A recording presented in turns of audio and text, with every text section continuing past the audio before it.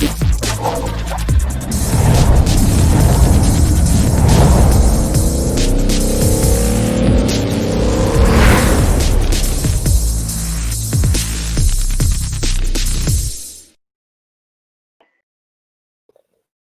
evening, ladies and gentlemen. Welcome here to the 14th race of the season here for the Soda Guys Cup Series, courtesy of the Flatout Racing Network. I'm Seth Cole, being joined by Sam Dyer, who apparently clicked his ruby slippers 3 times, said there's no place like home, because tonight we're in Kansas. I mean, Kansas is one of those tracks where it's pretty fun to be at. We've just watching practice. It looks like it's a multiple groove race that we're going to be seeing, but you know, the guys up front, the place they want to be at is at the low side. On the pole for today's race is going to be Tyler Sifford in that number 95 out of Levine Family Racing. It's only his 3rd start of the season, but obviously, you know, we're only just past the midway point of the regular season, so plenty of time for drivers that have made only a limited number of starts to maybe be able to pick up a win and put themselves into the conversation for a playoff spot. Yeah, I mean, playoff spots, if you get a win, you're almost in practically. You just now got to put yourself in be up in the points so then it actually counts. But I mean, a lot of these guys later on in the season, they're showing great pace and really showing it to the guys that have been racing all season long that, hey, you are probably not the best competition, or to just challenge you a little bit. Sifford with the pole position, alongside of him Dustin Hall. The two of them this season, a combined 4 career starts, and both of them are going to be having good starting track position here today. But you mentioned just moments ago that this is a multi-groove track. So is this one of those type of mile-and-a-half tracks we come to where track position doesn't really matter? No, track position extremely matters here. I mean, if you're able to hold the low, you're feeling the most comfortable. But if you're one of these faster cars, you can use any lane you feel most comfortable, but you always want to be up front. Track position, always a very important. Taylor Butcher Benjamin comes in the points leader, 9 points in hand over Ryan Strunk. Strunk was the points leader coming into Charlotte last week, but lost the points lead, and Strunk is not in the field here tonight. The number 77 being piloted by Greg Newsom, who's filling in at Spire Motorsports. Newsom, of course, over in the Rapid Fired Pizza National Series, driving for RSS Racing, but making a cup start here tonight. And we'll see. I don't know what the stipulation is as far as subs, if they get the total amount of points that the sub driver gets, or if there's a points deficit or not. But I guess the goal really tonight for Greg Newsom, just finish that 77 car out there as best he can and try and keep it within striking distance of Benjamin for when Strunk eventually gets back into the car. I was just looking at some of these cars up front during practice. A lot of our top 3 drivers were not in the top 3 during our practice session. All the guys that were in the top 3 are from 4th on back, so it's going to be interesting to see if they're able to make their way forward, or if track position is going to be what's in front, guys, as the green flag is about to wave. 160 laps await these drivers here today at the Kansas Speedway as Tyler Sifford gets us underway. You mentioned about those top 3 there. The 3rd place driver, Boyd Hogan, coming in with the momentum of his checkered flag last week at the Charlotte Motor Speedway, so now he can go all out, try and see if he can find victory lane for the 2nd straight week. And we got trouble already in the back. That is, I believe, Dodson around along with the 9 of Piscota. Trying to see where this all started, and it looks like the 00 just got under the 14. It was the 9 and the 14 that initially it made contact, and then chaos ensued behind them. Carl Dodson was able to keep his car going, but you can see the rear end damage he sustained as that was right out of turn 2 and onto the back straightaway. Lap 1, caution 1 here at the Kansas Speedway. So we're going to go back and take a little bit better look at what happened on the back straightaway.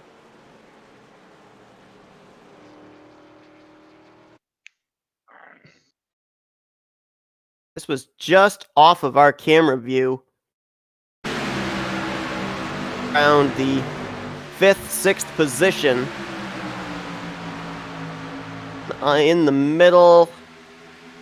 That looked like maybe a little bit of net code there, actually, between the 14 and the 9, as it didn't really look, at least on my end, like there was clear contact between those two. I mean, it was extremely close race.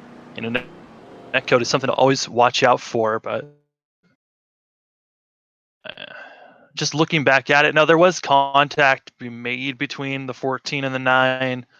I think the 14 would have gotten through pretty cleanly with it if he only was able to save his rear. So it's sad to see that the 14 machine who's looking quick during practice having issues is the 9 machine, and also seeing as having issues in that doubles.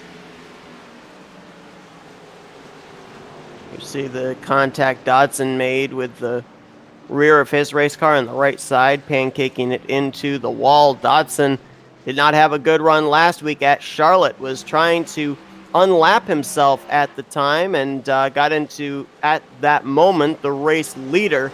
And it looks like Carl Dodson, for the second straight week, meeting hard luck, and he's already taken his number 14 to the garage area. Not even 3 laps in, and that 14 car is done. Just re-looking at it, it looks like there was a lot of penalties that went towards the 14 car with a disqualification. So Carl Dodson isn't even going to have a chance to repair, and he's out. The car that rear-ended Carl Dodson, that was the Ford machine of Dylan Canova. Some issues at the front end now, completely jacked up. There's going to be a ton of engine damage for the 4 cars, so he'll be in the pits for quite a long time. So unfortunate contact there between a couple of Stewart Haas Racing teammates with the 14 of Dodson and the 4 of Canova. You see Canova there on pit road in that Flying Arrows Ford Mustang, getting the repairs done to his race car, as Tyler Sifford waiting for the lights to go out of top the pace car for us to go back green. Right now he leads Boyd Hogan, Dustin Hall in 3rd, Zach York in 4th, Vincent Arthur there in 5th. And right now, the rest of your top 10 would be Ty McWhirter, Munazi Major, Taylor Benjamin, Larry Reed, and Justin Carey. I believe that one driver here tonight is making his first start of the season. That is 6th place running Ty McWhirter out of Gaunt Brothers Racing. And good qualifying effort up here in the 6th position. I got to ask you, Sam, from your standpoint, when you enter into a new league and you know that a lot of these guys have 13 races under their belts, I mean, what is your goal in the first race as a rookie? I mean, honestly, your goal is to finish in the top 5, if not go for the, finishing in the top 10 or top 15. It's always a good goal to have, just to finish well and finish it in the better half of the field is probably your best goal here when you're first entering a league. But qualifying up front, it's not a bad start for this rookie up here. Larry Reed in 32. He's making his 3rd start of the season for Go Fast Racing in that Schuler Systems Ford Mustang. And behind him, you see the number 48 of Brandon Andrews, a 4th entry out of Hendrick Motorsports. We've seen Brandon Andrews last night. Runs full-time in the Rapid Fire Pizza National Series for Junior Motorsports. So Junior Motorsports, Hendrick Motorsports, pretty easy transition, I would think. And, got to give it to Larry Reed, the biggest mover so far. Started 15th on the grid, up to 9th. That 32 car going to be trying to make some more moves, as he was the fastest car during practice. Didn't get the qualifying time he wanted, but that is a fast 32 machine. We'll have to wait and see where he finishes up and how much further up he can get as we're getting ready. Official start of this race, lap 1, saw the early departure of Carl Dodson, Joseph Piscotta, Caden Rush, and Dylan Canova all back there with damage. We go back green, though, on lap 6 of 160 as Tyler Sifford, a great jump, going to leave them battling side by side for second when they get down to turn 1. Sifford with a huge gap. I mean, that's a 3-car length, almost a 4-car length gap. Hogan stuck on the outside, drifting on back now. We'll see if he's able to get down at any point. Hall slots into 2nd place. Boyd Hogan now into 3rd. Mentioned about the fact that Hogan with the win last week at Charlotte as the 6 got way out of shape. Oh no, more people. As I saw the 24 involved and tons of others. That is a huge, big one. That is more than half of the field that was taken out in this one. 88 of James Love, the 22 of Chad Gunsenman, also there in the infield grass, and certainly there are going to be others that will be noticing here in these replays. The 24 of Vincent Arthur, who had a great run of third place last week at Charlotte in his first start of the season. Looks like his second start on the year is not going to be the same as that Full Tilt Brewing number 24 Chevrolet is smoking on the back straightaway. Don't know if the 20 of Chris Hansen may have been involved or if he slowed up for the incident in time. But all of a sudden, things are going horribly wrong for Hendrick Motorsports as 3 of their drivers have been caught up here in the first 2 cautions of the day, and we're not even 10 laps in. I mean, counting all the cars that were involved with this one, I mean, it was almost about 10 machines all involved with damage. But yeah, I mean, Arthur in the 24 car, the 9 machine, these were all very fast guys that were looking promising to have a great run. And it looks like if you had a great, if you were fast during practice, you were having awful luck right. We saw it live. You see it right there, how right in the center of the corner, the 6 steps out. And there you see the 96 also spinning through the grass of Tyler McWhirter making his first start on the season. And there you see the 88, the 22 all spinning down into the infield. We'll get a couple more camera angles here, but you mentioned it before we even went live. This Kansas Speedway tends to be one of 2 things. Either it tends to be a lot of wrecks early on, or it tends to be one of those long green flag fuel strategy runs. And I think right now we're starting to see that it's the former rather than the latter. Yeah, I mean, with how big this wreck was, there are only 5 cars out there on the lead lap that have not been involved in any wrecks so far. Everyone else has some type of damage.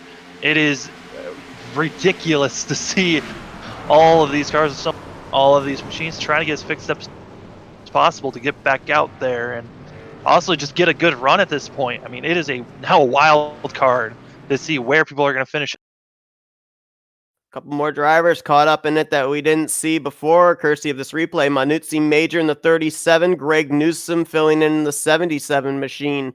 Both got small pieces of the incident.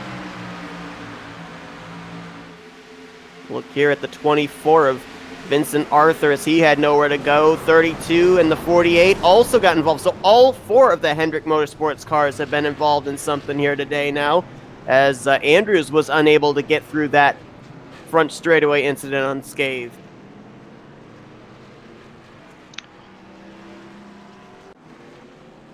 Looking through the cars that are out right now. So our top 4 are cars that, I mean, top 5 are cars that are looking good, that have not pitted since the start of the race. There you have no damage. 6th to 7th were involved with either this previous accident or and then everyone on back, they're trying to get their cars fixed up, but a lot of them have heavy damage and we're in the pits for quite a long time getting that damage fixed up. So there's a chance a lot of them are going to be low on. They're going to be struggling here on these long stretches that we have. A couple drivers that I'm looking at that are kind of question marks on whether or not they have damage or not. One of them is Chris Hansen in the 20. Looked like in both wrecks he was able to maybe slow down in time and drive through without incident. He's up in 8th. And the other one I'm kind of wondering about too, I didn't see him get involved in a wreck, but that's the one of Rocky Boyd, who right now is on pit road making a pit stop. Looks like a little bit maybe of an extended stay, so I guess he maybe did get a piece of this latest wreck. Rocky Boyd got a little bit of damage he had fixed up, but now is getting going. Some other machines are coming in trying to get repairs again. It's got to be the 4 machine, the 32, and the double. All just came into the pits to get some extra fixed up. A lot of chaos, but well, we'll rack all the cars back up and we'll be going green once again. We're only 11 laps, about to be 12 laps in. How many cars will we have at the end of this thing? We have to go for 160 laps. I mean, we're only 10 laps in when that wreck happened. How are we at least 10 cars running by the end of this thing, unless we can figure out how to get these cars, get around at least the corner, and just keep running it straight. These guys got to figure out how not. And here's the thing, too. I mean, we ended up having our first caution come out when they were 3 wide off turn 2. So that was when they were racing it up. Our second caution was up at the front when they were racing single file with someone getting out of shape. So, it looks like whether they're racing each other, whether they're not racing each other, Kansas has been a struggle for them early on. We'll see if they can set them a long green flag run now, as Sifford, again, going to pull away, and the battle will be for second now between Boyd Hogan in the 2, Zach York in the 19. I mean, these top three guys have been the top three. They haven't had any issues. It's everyone on back that have had some slight. Sifford still pulling away, but on the backstretch, the draft is helping the two machines slowly gain back on our leader. One of the drivers that you mentioned that has not been involved in something yet today is your points leader, Taylor Butcher Benjamin, in the 11. Whoa, as the 21 of Justin Carey got out of shape off of 4. Like he gathers it back up, but not before losing a couple of spots. But right now, Benjamin, of course, coming in the points leader. The driver that he's battling is not in the field tonight, has a fill-in driver in the 77 in Newsom. So right now, I mean, if you're Benjamin, are you thinking about just padding your points lead? Or are you thinking, hey, this may be my best shot to go out here and try and take a checkered flag, make sure I'm absolutely going to be battling for the championship in the playoffs? I mean, with the way that these cars have really been running these first couple of laps, your mentality is just to survive during this race. It's looking like it's being a little bit loose, and just got to be careful with your car coming off of turn number. You got to continue running it. A couple of cars disconnecting and ending their race. Dustin Hall, one of those drivers that just did.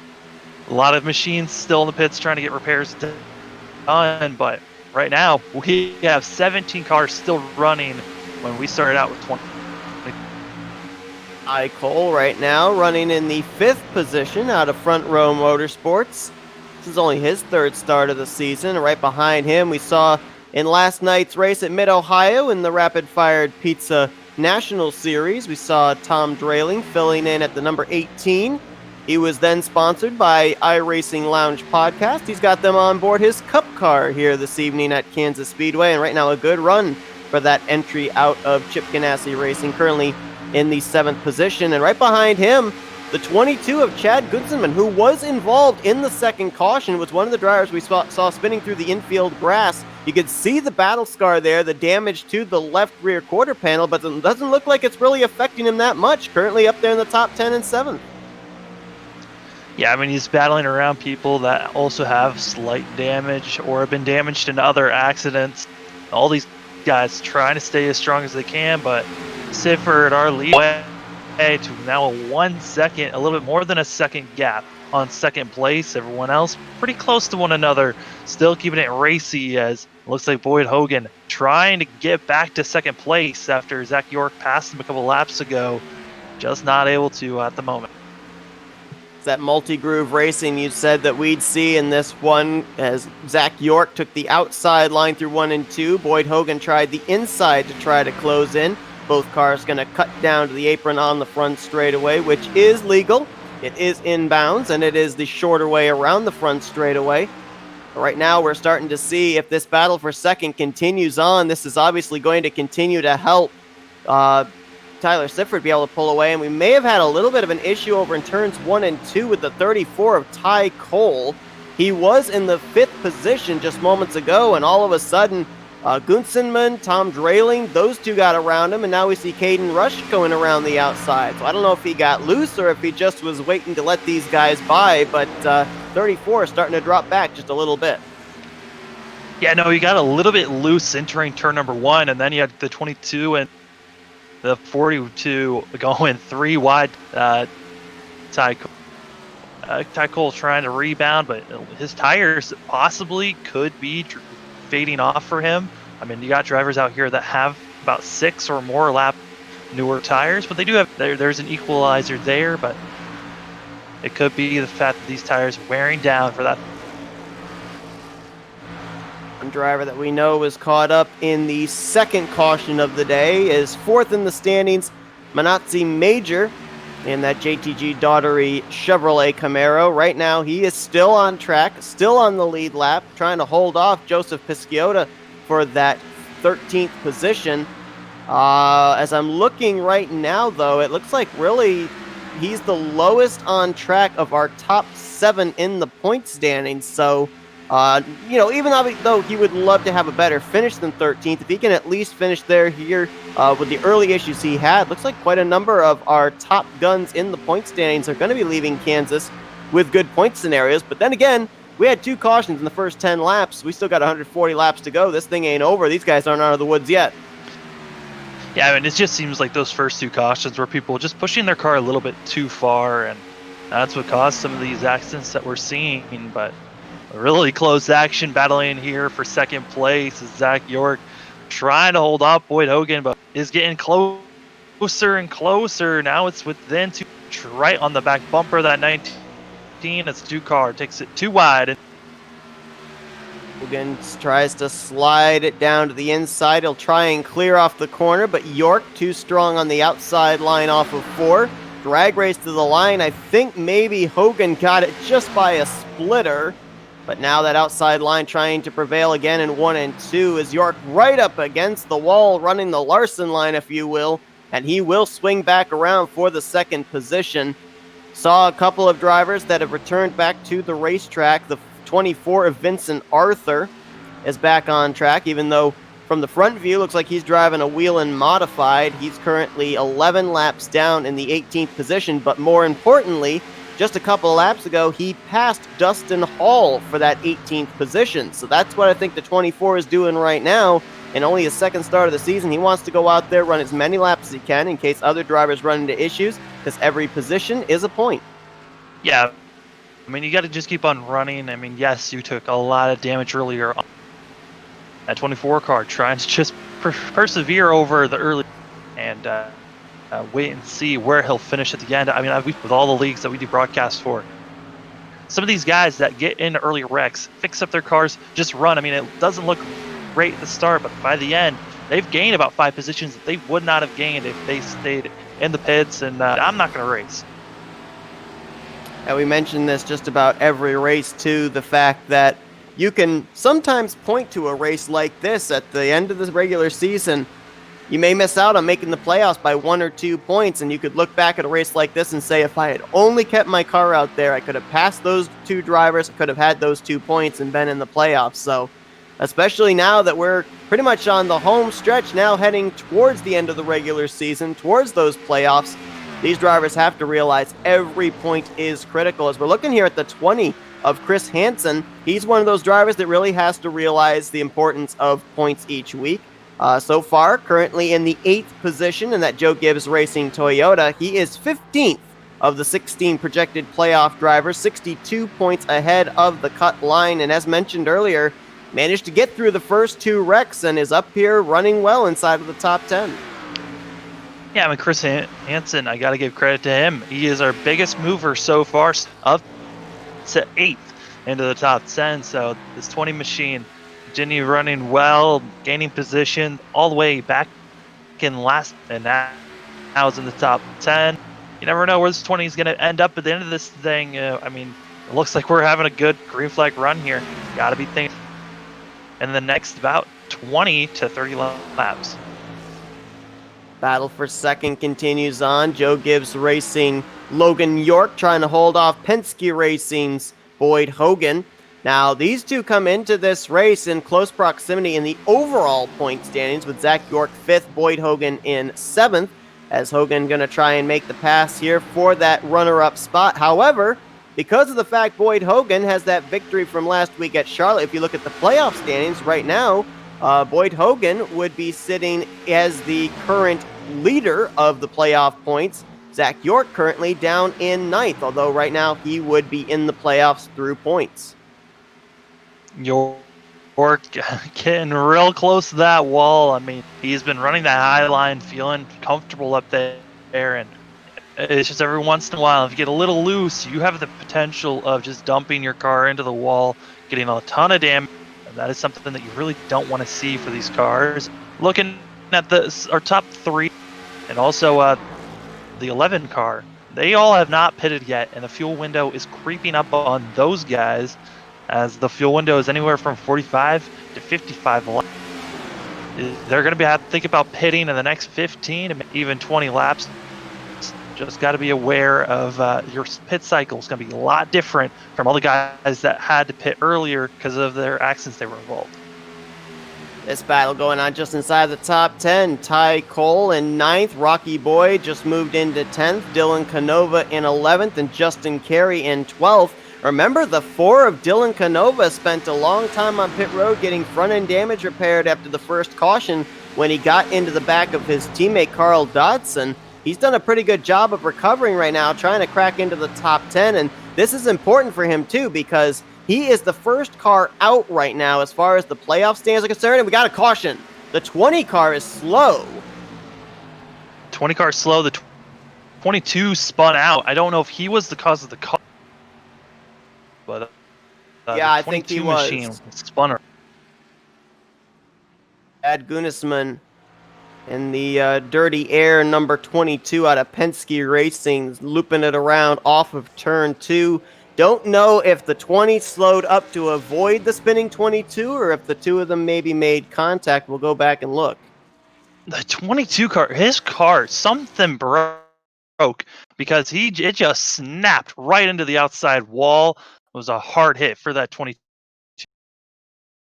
It actually was over in turn 1 where it started and then finished over on the bottom of turn 2. And you know what it almost kind of looks like is very similar to what we saw the 6 of Dustin Hall have happen, where like the front end turned down, the back end wanted to come around, and trying to save it just overcorrected up into the outside wall.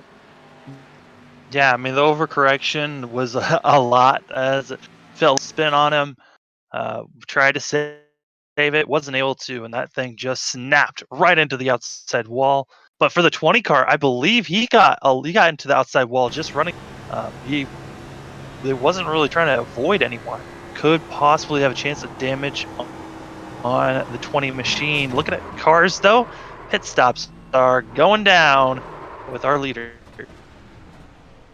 Drivers had all been out there for about 20 to 23 laps on this run, so no surprise to see them all on pit road, and we will see if Tyler Sifford can win the battle off pit road. Does not look like he did. I don't know what happened to the 11 car, but he pulled into the pits, but on your telemetry, he never stopped. So I don't know what happened with the 11 there. If our telemetry's wrong, if he just decided I'm going to just drive through, or it looks like he's pulling into the pits now. So he might have missed his pit stall, perhaps. I mean, the good news is I think he's going to get credited for a lap led. Maybe. I don't know. Would he have crossed the start-finish line first there when they all came to pit road? If not, he did not lead at the start-finish line here as Tyler Sifford and everyone went around him when he went down pit road there at 45 miles per hour. So I think actually he did not gain a bonus point for leading a lap out of all of that. Yeah, that is that's a shame for the 11 machine. I mean, trying to do as much as he can to get as many points, but I also just think that was just a mental mistake by missing his pit stall. Possibly, it's a different strategy than what everyone else is doing, but right now will be the 11. Looks like the free pass driver is going to be the 88 of James Love, so that would put 16 cars back on the lead lap. Currently, it looks like we have 19 cars that are running on the track, including the 24 of Vincent Arthur and now the 48 as well of Brandon Andrews. You see is just ahead of race leader Tyler Sifford here. Another driver that is not officially retired out of the race but sits on pit road continuing to get damage repaired is the 77 of Greg Newsom. So right now we still officially have 20 cars in the race, 19 of them on the lead lap. Working our third caution of the day here as we're close to a quarter of the way through this event. It looks like Caden Rush deciding to come in, get a little bit of repair before this next restart, as he's pulling in the pits now. And, with a lot of these guys from about are probably going to be coming in every periodically trying to get there as much damage repaired, but got to get credit. Most of these guys are running pretty well, still battling it out, trying to get into the. Or a lot of these guys, but honestly, our top three just look way too strong. And there's just not enough other speedsters, the pace to stick up with the guys up front. Not only that, but with working 3 cautions here in the first 30 or so laps of this race, we haven't really been able to get a good idea of who are the drivers that are the long run cars. We've had 2 very short spurts at the beginning. That was our longest run right there, about 23 laps in distance. But, you kind of wonder, is there a possibility that Tyler Sifford, we see the gap he's able to pull on everybody on these restarts, but does he have a car that can follow up on the long run of maintaining that gap? Or is there someone here in the field that's able to conserve their tires a little bit better and eventually run him down? Green flag back in the air. Looks like Zach York down on the apron. Looks like he might be slowing, letting drivers by or something. That was an interesting entry there at the start-finish line. Hoping that you would gain a little bit more position by going on the apron. I mean, that's not changing your line. You're still on the bottom. You're staying able to try to make a different move. It just didn't work out there. As cars that are drifting on back. I mean, the battle, side-by-side action all the way on back. And it's looking a little chaotic back around 9.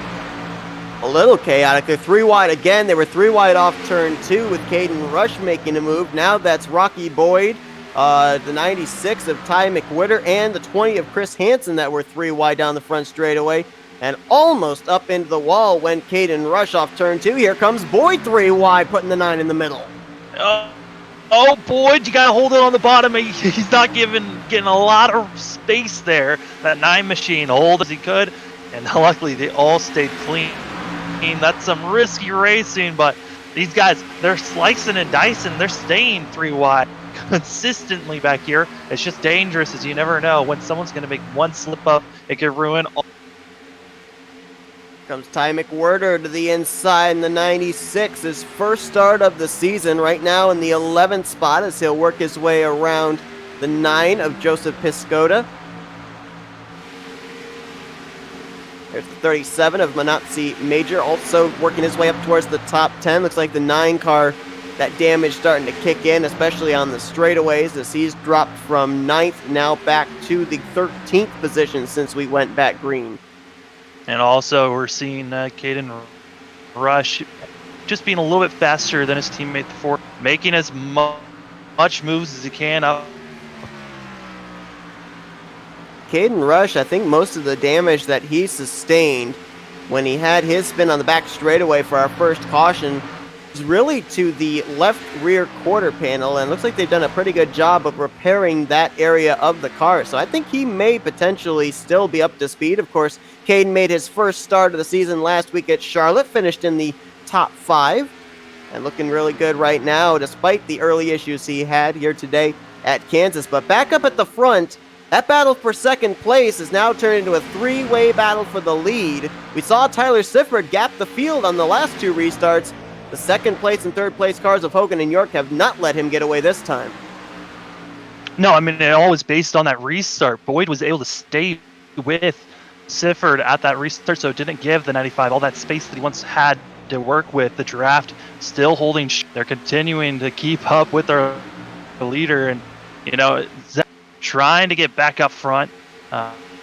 He's just been, Hogan and York have just been slicing, dicing back and forth with giving each other as much space. Now they're back up to Sifford, and it's now to see who can make the pass on this.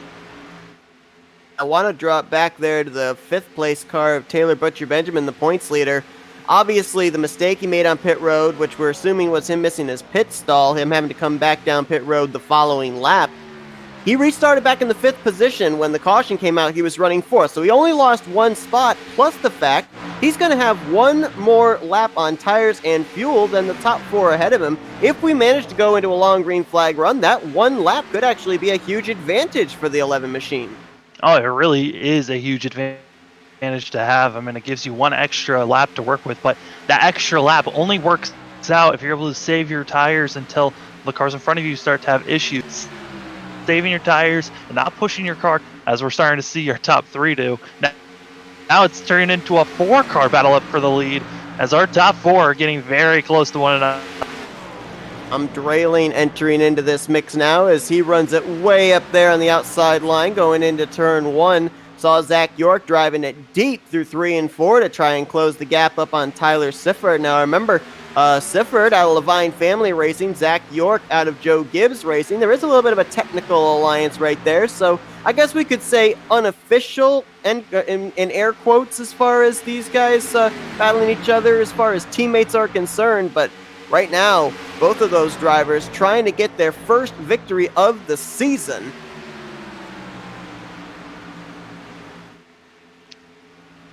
I mean, for these guys up front, they're trying to get their first win, and our points leader back in 5th. Guys to get a little bit more racy, to start to slow one another down to catch back up, as he's only about a second back from these top 4. They're all on top of one another. The side-by-side action for 3rd. Gonna look from the gyro cam on board the 42 of Tom Drayling. He was to the outside alongside of Boyd Hogan there through 3 and 4, loses some ground through 1 and 2, and now tries to close back up to the bumper of the Black Deuce. As Zach York still trying to remain within closing distance of Tyler Sifford. We drop a little bit further back, got another good battle that's going on. This is for the 6th position. Justin Carey in the number 21 having a much better run here this week than he did last week at Charlotte. The Wood Brothers Racing entry trying to hold off Caden Rush and Ty Cole. That's a 3-way battle for the 6th position down the back straightaway. Yeah, Caden Rush passed Ty Cole with 0 effort, and now caught up to Carey very quick. I mean, it's not looking very hard for this 00 as he's on the outside trying to make the move to move himself up into 6th place. Caden Rush might be a car to watch out for, as he just as fast as our top. The 22 of Chad Gunisman there still sits on pit road trying to get the damage repaired after he brought out the 3rd caution of the day.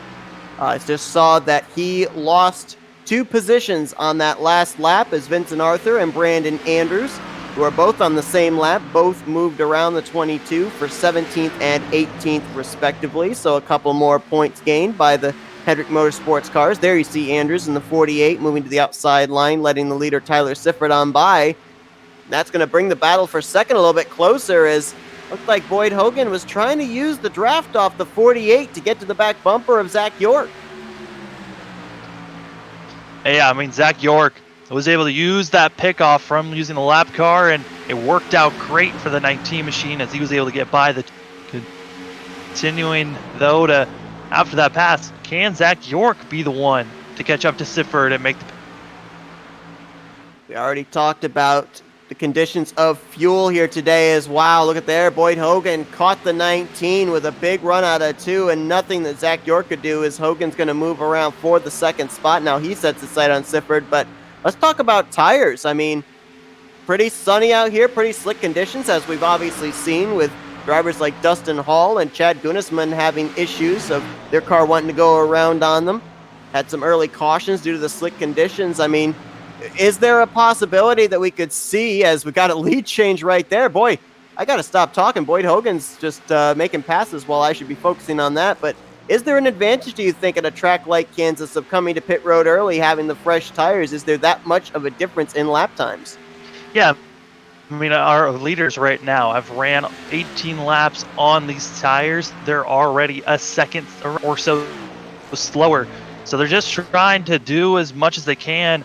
But, I mean, now is 116 degrees. It is super slick out there, and they're just continuing to just try to ice skate their way through this track, as we've seen earlier on, all these cars. Right now, if pitting early might be the strategy to go for, but the fuel window is anywhere from 45.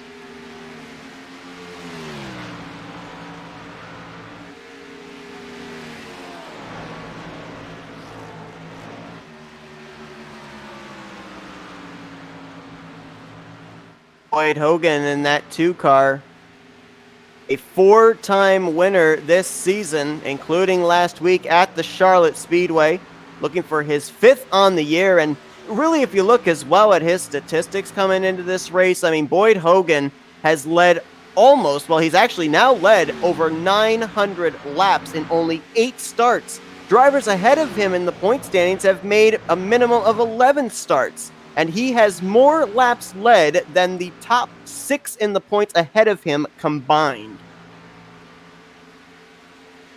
Yeah, Boyd Hogan just looking incredibly quick out there.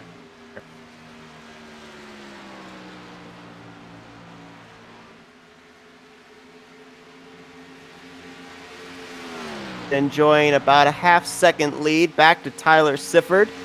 Zach York back in the 3rd position. Best battle on track right now is actually going on between a couple of Toyota Camrys. That's where you find 10th place Ty McWhirter trying to hold off the 20 of Chris Hansen. Obviously, in terms of appearance, it looks like the 20 car would be faster, as he does have a grille. The 96 does not, but right now, McWhirter in his first start, holding on to that 10th position, trying to see if he can maybe open some distance between himself and Chris Hansen, as Hansen drives it down deep into turn 3. As Hansen going to continue going forward.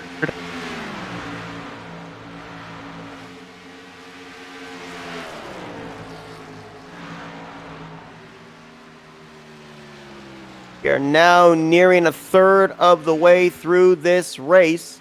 As Boyd Hogan now to the race lead, trying to hold off the 95 of Tyler Sifford. And if we go back to Charlotte last week, it was these 2 drivers that finished 1st and 2nd at the Charlotte Motor Speedway, with Hogan over Sifford. So how ironic, 1 week later, it's not a D-shaped 1.5 miles, but it is a 1.5 mile track nonetheless, that it looks like it's coming down between these 2 yet again. But we are now on the longest green flag run we have been on today, as, whoa, Sifford got really loose off of 4. That car darted down to the apron, so we're starting to see now, obviously going this long into a run, boy, he looks awfully loose through turn 1. How those rear tires are going away, and almost makes me wonder, Sam, if maybe that's why we had that caution back around this point with our 3rd yellow. We may end up seeing someone have the same issue that Gunnisman did back on the last run, because we're in that same vicinity of when the 22 snapped around. Yeah, I mean, Sifford, when he came off of 4 that last lap, he just looked like maybe he was trying to pull it down apron, but then he got so close to the grass. I was like, oh, there's something wrong with this car. I mean, here's the one thing.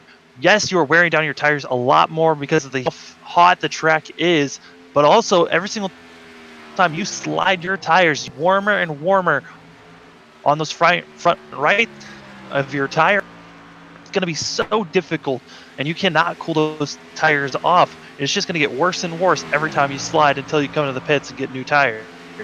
And you can see the long-term results happening because of that little bit of a slide, as again that car looked really loose. Oh boy, I keep thinking every time he's going to go around, as we saw it out of shape in the center of the corner there again, and that brings Zach York to his back door, to his inside, looking for 2nd. Yeah, Sifford is not happy with that machine. It is continuously just slipping on him, and with him slipping away and York just making the pass, I mean, Hogan is 3.3 second gap on 2nd place. I have to wait and see if York's got anything to kind of run that down, but it looked like York might have used up all of his tires early on in the stint. And see, this is what I was talking about too, with the fact that we had those 3 early caution flags. We didn't really get to see who's got the long run speed and who had the short run speed. I almost wondered, with how quickly Sifford was able to gap the competition as Zach York crosses down to the bottom of James Love. That's a lap machine. But I almost wondered if maybe that 95 was set up for the short run, not the long run. Looks like the answer may be yes, at least at this point in time. We'll see if maybe an adjustment can be made when they make pit stops here, if the 95 will get a little bit better when we go into another long green flag run. We drop back a little bit further. Battle brewing for the 9th position. Ty Cole actually just lost the spot as Chris Hansen the last 3 laps has been able to get around both Ty McWhirter and now Ty Cole, move him up to the 9th position. So that 20 car may be one of those guys with the long run speed.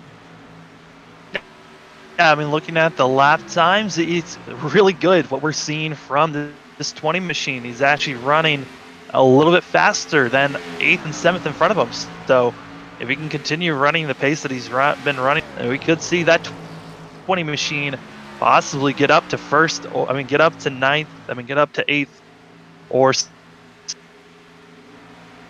both of the Chip Ganassi cars right now running the top 10. Tom Drayling the highest of those in 4th. Looking here at the 1 of Rocky Boyd, currently in the 8th position. Boyd last week had a top 10 finish at Charlotte Motor Speedway, finishing in the 10th spot. He also, as I recall, led a couple of laps. Right now looking good, although he's all by himself, kind of in what we would call no man's land. Nobody really in front, nobody really behind, which is not necessarily a bad thing because it gives you the opportunity to just focus on hitting your lines, your throttle control and everything. You don't have to really worry about racing anybody around you and not being able to take the line you want. Yeah, it's always nice not to really have people around you as Boyd gets really loose off of, and when you're in this no man's land, you kind of can feel comfortable, but at the same time, there's some racers that just feel a lot more comfortable and feel faster in front of them that they can try to run down. And when you're in no man's land, some people just feel uncomfortable and they're not running as fast as they can. Battle of the ties right now for 10th place. Ty Cole trying to hold off Ty McWhirter as they make their way around the slower machine of Vincent Arthur in the 24. And a little bit further up towards the front of the field, we saw that battle for 3rd starting to close up between Tyler Sifford, who continues to free fall, now being reeled in by the 42 of Tom Drayling. Just to update that there is another driver out of the race, Larry Reed in the 32 car, making his 3rd start of the season. It will end in the garage area as he's out of the event. He just moments ago got passed by Vincent Arthur and Brandon Anderson. Right now, he is back scored in the 18th position. He may drop down further if the 22 of Chad Gunisman can get back out on track. Gunisman's been on pit road for now upwards of 20 minutes getting damage repaired to his Penske Racing Ford. Yeah, Vincent Arthur in 16th. Earlier on, we were talking about how he's involved in an earlier wreck, just needs to continue. Got to give credit to the 24 car. At that time that we spoke about it, he was back in around 19th position, up to 16th, because he's just been running laps as Boyd gets really loose off of, almost spun it around, and he is losing a ton of time. Could be losing 10th and even more positions because just lost a spot to Chris Hansen, dropping him back to 9th. Hansen up to 8th. That's Ty Cole and Ty McWhirter, who have had their battle for 10th going on. It's now made it a 3-man fight for that 9th position as that one machine falling back quickly, not finding grip, especially through the center and exit of the corner. And you're kind of getting that feeling with all these drivers we're seeing getting out of shape, like Tyler Sifford earlier on, now Rocky Boyd, that we may be seeing a caution coming out here pretty soon, especially now when we're starting to head into the vicinity of when these drivers are going to have to start thinking about making their first round of green flag pit stops. We're seeing these drivers get really loose here off of 4 and 2, but here's the thing that we really got to start. If these drivers make it to the green, how loose are they going to be trying to slow down from what they've been running on track to trying to get onto pit road? It's always a tricky getting onto pit road, and better tires and a better track temp, it's still difficult. With how loosey-goosey these cars are, will we see a caution with someone just trying to get on? Great point, because here at Kansas Speedway, pit road entry is really all about execution. It's a lot of banking there in the corners off of turn 4, about 17 to 20 degrees of progressive banking to get down to a flat apron to the pit road entry. So, yeah, that is a tremendous point there about whether these drivers will be able to keep the cars underneath them, even coming to pit road, because some of these guys are struggling to do it out there on the racetrack. Whoa, one car into the wall as he brushed it through 1 and 2. Doesn't look like he lost a lot of momentum, though, as he may not have brushed it too badly. Keeps within striking distance of Ty Cole. And look who also has joined up into this party, the 9 of Joseph Piscota in that Hooter Chevrolet. Oh, no! All 4 of them involved. That was from 9th all the way. And Rocky Boyd and... Oh, no. It looked like Rocky Boyd might have given Ty Cole a little bit of help. Yeah, got loose with the one machine. Got into the 34. All 4 of those cars, to your point, I mean, they were all running nose to tail, literally going into the corner, and chain reaction wreck there. The 34 into the 1, into the 96, into the 9. All 4, as you mentioned, of those drivers involved in that one. And again, another caution comes out just around the time we were maybe thinking we'd see these guys on pit road. I was actually just going to bring up before that caution came up that Rocky Boyd had been giving some love taps to Ty Cole's bumper in the middle of the corner, and it's been looking risky. I mean, that one machine was getting... It's risky to try to bump another car in the middle of the corner.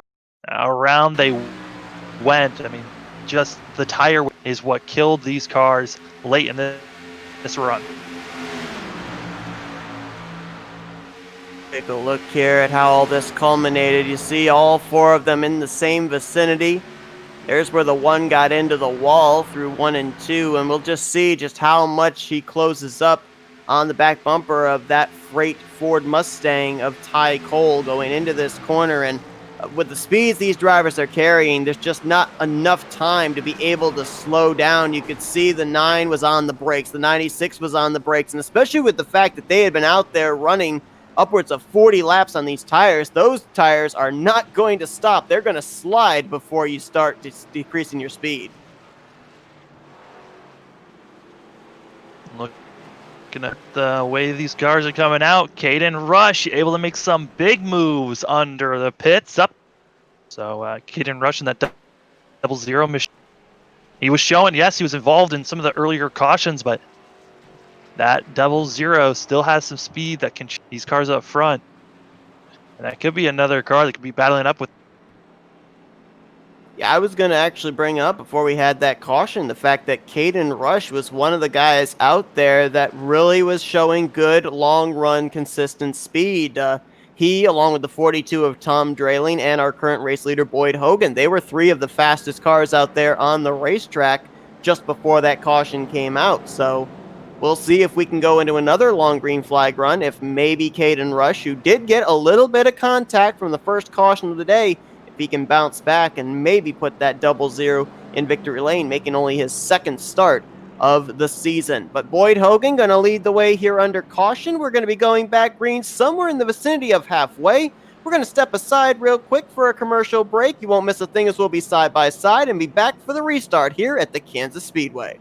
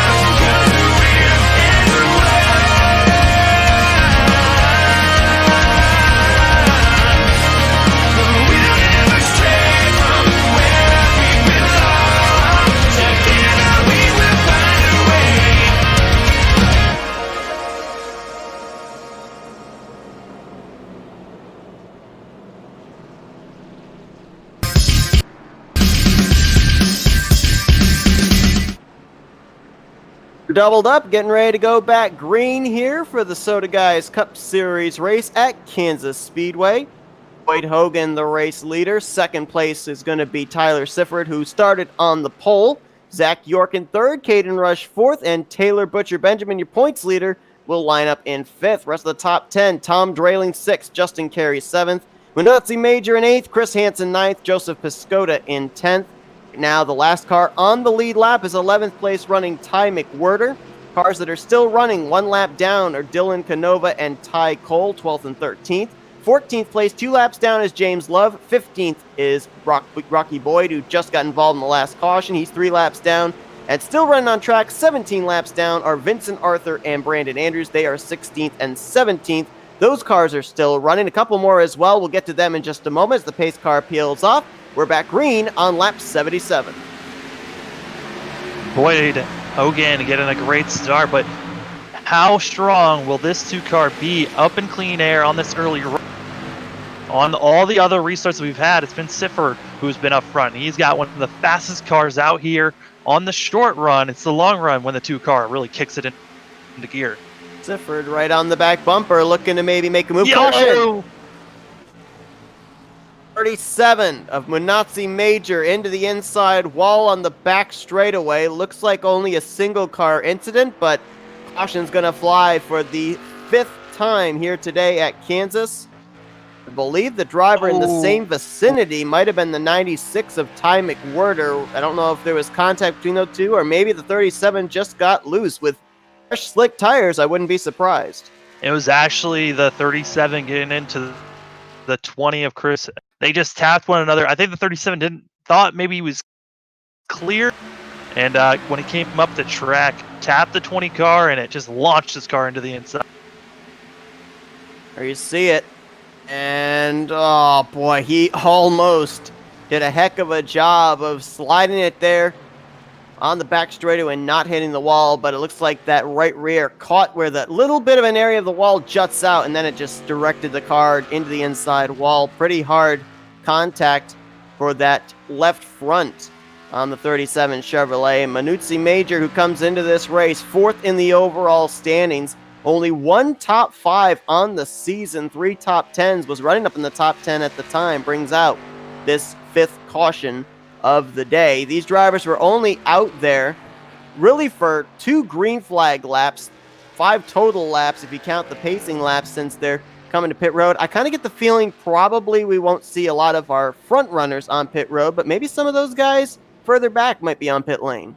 Yeah, it's going to be starting off with Caden Rush, who brings almost all the cars came with, except for the 11, the 21, and our top 6. Everyone from 7th on back came into the pits. Haas Racing driver Dylan Canova is going to get back on the lead lap, giving us 12 drivers that will be on the lead lap for this one. Canova was involved in the first caution of the day and lost a lap. Just, I believe it was on the last green flag run. So he gets it back here under this caution. Caden Rush, the first car on pit road, going to restart in the 7th position behind Boyd Hogan, Tyler Sifford, Zach York, Taylor Butcher Benjamin, Justin Carey, Chris Hansen, and that would be the 6th that he would start behind, with Rush in the 7th position. Wanted to mention when we went back green, but we had that incident with Major off of turn 2. 2 other drivers are back on track trying to log laps and pick up a couple of spots. Chad Gunsenman in the 22 back on track. He is 41 laps down. Right now he is trying to get the 18th position from the now DNF'd Larry Reed, and also the 77 of Greg Newsom, who is involved in the second caution over on the front straightaway. He's back on track, 60 laps down. He's also trying to pass the 32 of Larry Reed to move from 20th up to 19th. So officially 3 drivers out of the race here at the halfway point of this event. Larry Reed in the 32, Dustin Hall in the 6, and Carl Dodson in the 14. We can add one more driver to that list of drivers that are done. It looks like Ruck deemed with a disqualification. With his car being so loose, he was just a car out there and do that caution that we saw the one car make. Race control deemed it as a disqualification, so the one car is done. That's another position for all these guys that just got their cars repaired and go out there and get at least one, maybe two positions out there with how many laps are. Well, the good news for Rocky Boyd, if there is good news today, is he's got that win at Bristol in the bank, so he's already locked into the playoffs through that win at the Last Race Coliseum, but obviously was running up most of the day inside of the top 10 before we started to see him have those issues as the car started going away from him on that long run. And unfortunately, as you mentioned, he's going to be out of this event. Looks like there would be enough laps left for drivers like Vincent Arthur, Brandon Andrews, Chad Gunsenman, and Greg Newsom to pass him and drop him down potentially to 19th in today's finishing results. It looks like the 37 going to be hit with an EOL, so he'll be starting at the end of the. That's going to be major back there. Manuzzi Major, fourth in the points coming into this one. Last week, Manuzzi Major did not have a great performance as he finished, I believe it was 14th at the Charlotte Motor Speedway. Currently scored on the lead lap, but in the 11th position, and he's been involved in at least 2 of today's 5 cautions. Green flag set to come back out now as we are into the second half of this race. Boyd Hogan over Tyler Sifford, Zach York, Taylor Butcher Benjamin, and Justin Carey is now your new top 5 as the green flag set to come back out. Now we're going to get to see again here about Boyd Hogan and Tyler Sifford, and both those guys seem to get really good jumps there. They may be side by side going into one. Yeah, all those guys got great starts. Sifford right on the back bumper of the 2 machine of Hogan, but it looks like it's the 11 of Benjamin that's stuck on the high side, drifting on back. Benjamin dropping back there as that's Justin Carey to the inside, and that 00 and 42. Caden Rush, Tom Drayling. Those are the 2 we're going to have to watch because they've got 5 lap fresher tires, and oh, Carey gets bumped up into the wall. He's going to spin it around right in front of Canova. Canova gets launched into the inside. It also looks like Hansen involved and many others. Oh, wow. Hansen pounded the inside pit wall. We saw Tom Drayling spinning up towards the flag stand. The 9. I think the 9 of machine Joseph was involved. Yep. Both the 9 and the 21 milking it while taking off right here. So that's 2 more cars having issues. For all the drivers that had issues but are still able to run, that's possibly 2 more positions you can get from cars that are just having issues, and another restart where cars just got loose and chaos ensued. And we see it so many times, especially at the mile and a halfs, where second half of the race is when drivers really ramp up the aggressiveness. So we've already had 5 cautions in the first half of this race. We're now working the first caution of the second half. And I mentioned the fact that Caden Rush had 5 lap fresher tires and everybody up in front of him. I wonder if that led to him getting in the back of the 21 here of Justin Carey, because he got right up to his bumper in the center of the corner. When he got right up on the bumper, and he drifted up into the wall, and I got to feel bad for the 42 car because he thought he avoided everything and then just got absolutely destroyed by the 4. So a lot of machines not really expecting to be caught up in that accident, but that was about six cars that were involved in that one, and 2 of them were machines that had been clean almost all. Yeah, I would throw Chris Hansen into that as well, because Hansen had missed just about every wreck today. And he was another one that kind of looked like he was going to get through, and I think it might have been the 4 of Canova. No, right there, Piscota and the 9 that comes down and gets into the 20 car. Oh, and then hard hit there into the pit wall for that DeWalt Toyota Camry at Joe Gibbs Racing, as Hansen had to teleport it to his pit stall, and his day, just like that, may be over. Well, looking at cars that are in the pits that are trying to get their cars repaired, the number of machines that are still running, it's dwindling down slowly, as getting past the halfway marker. It's been some crazy racing as Caden is up in our lead. He is our leader right now and deciding not. He's going to have about 6 lap older tires than the cars behind him. So we'll see if him staying out is the right. Tom Drayling, I think, is just now coming to pit road. I was kind of wondering why he wasn't on pit lane as we saw him slide down the front straightaway. No doubt that would have worn down the Goodyears, but he's now on pit road. And I think right now, I'm not sure, but Caden Rush might be waiting to see if he's going to be hit with an EOL penalty because, obviously there was a huge difference in speed there in the corner between the 21 of Justin Carey and the 00 of Caden Rush. But usually when you're at these type of racetracks, the driver protocol is if someone's up ahead of you in slow, but they've got track position on you got to adhere to the speed they have. So we'll see if Caden Rush does get hit with an EOL penalty. If not, looks like he would be the race leader over Boyd Hogan. And remember, Caden Rush was a contender for the win last week at Charlotte, trying to be a contender this week for the win at Kansas Speedway. Yeah, Caden Rush, with the damage that he sustained earlier on this race, was able to get it fixed up and now is up front in the lead at the moment. We'll, like I said, we'll wait and see if race control for him to have EOL or penalized at all. I really don't see it. I mean, that was just a racing incident.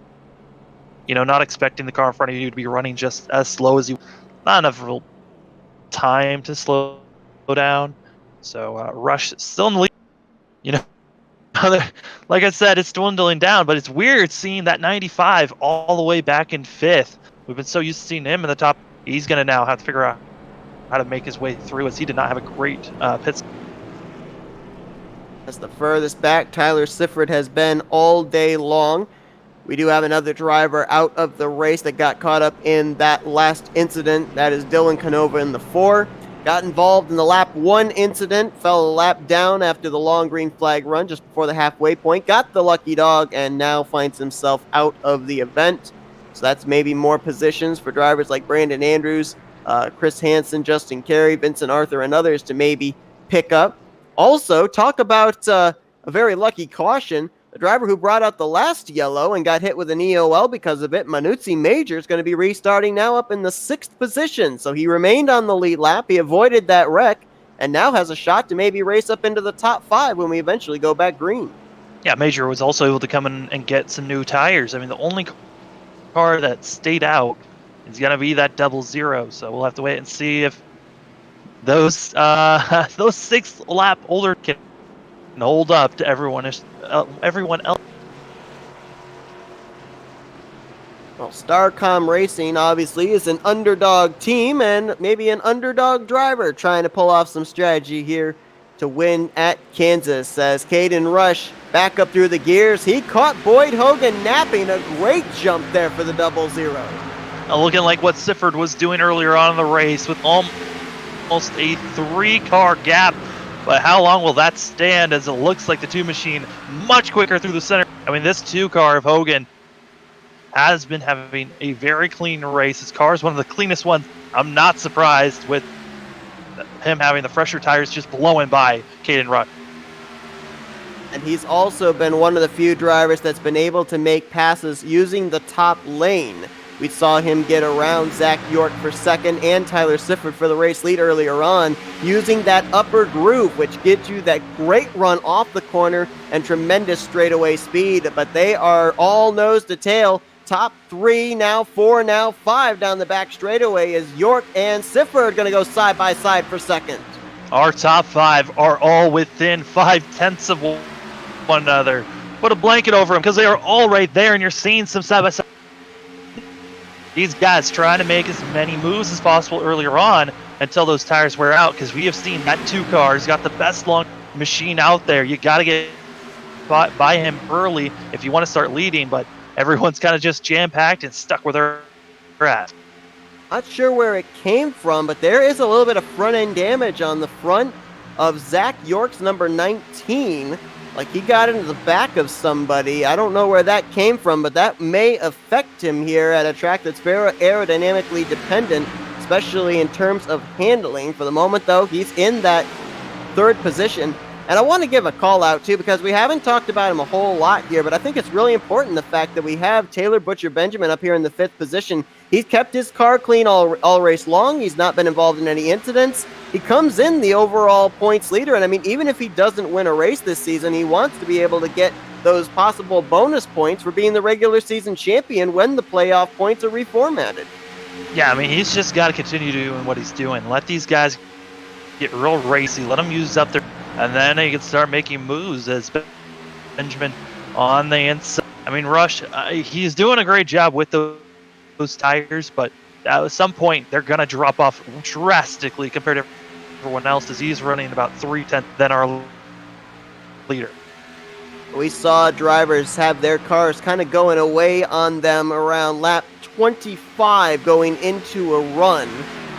We know that they can make it at least 40 laps. We're not really 100% certain what the exact fuel window is for these drivers, but with 68 laps to go, we're looking probably at just one more pit stop. The question is, though, when do you make it? Do you make it as soon as the fuel window to make it the end opens, or do you drive it as far as you can, run the risk of maybe the car snapping out from underneath you and wrecking, trying to stretch as far as you can to take the less amount of fuel when you eventually make that pit stop?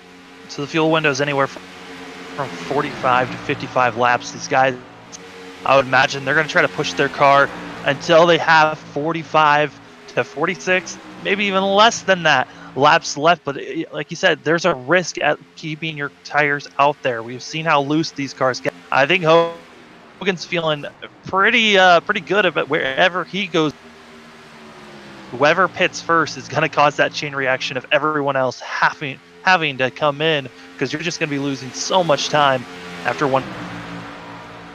Kind of have to weigh the pros and cons here too, because we haven't seen these drivers yet make a green flag pit stop. So the question is, do you want to stay out there a long time, have the car slipping and sliding around on you, because we've seen that happen with multiple drivers here on the long green flag run, or do you want to run the risk of either maybe spinning trying to come to pit road entry, or run the risk of going a lap down, which is probably going to happen if you pit under green, have a caution come out and be trapped a lap down, having to rely on either a lucky dog or a wave around to get back on the lead lap?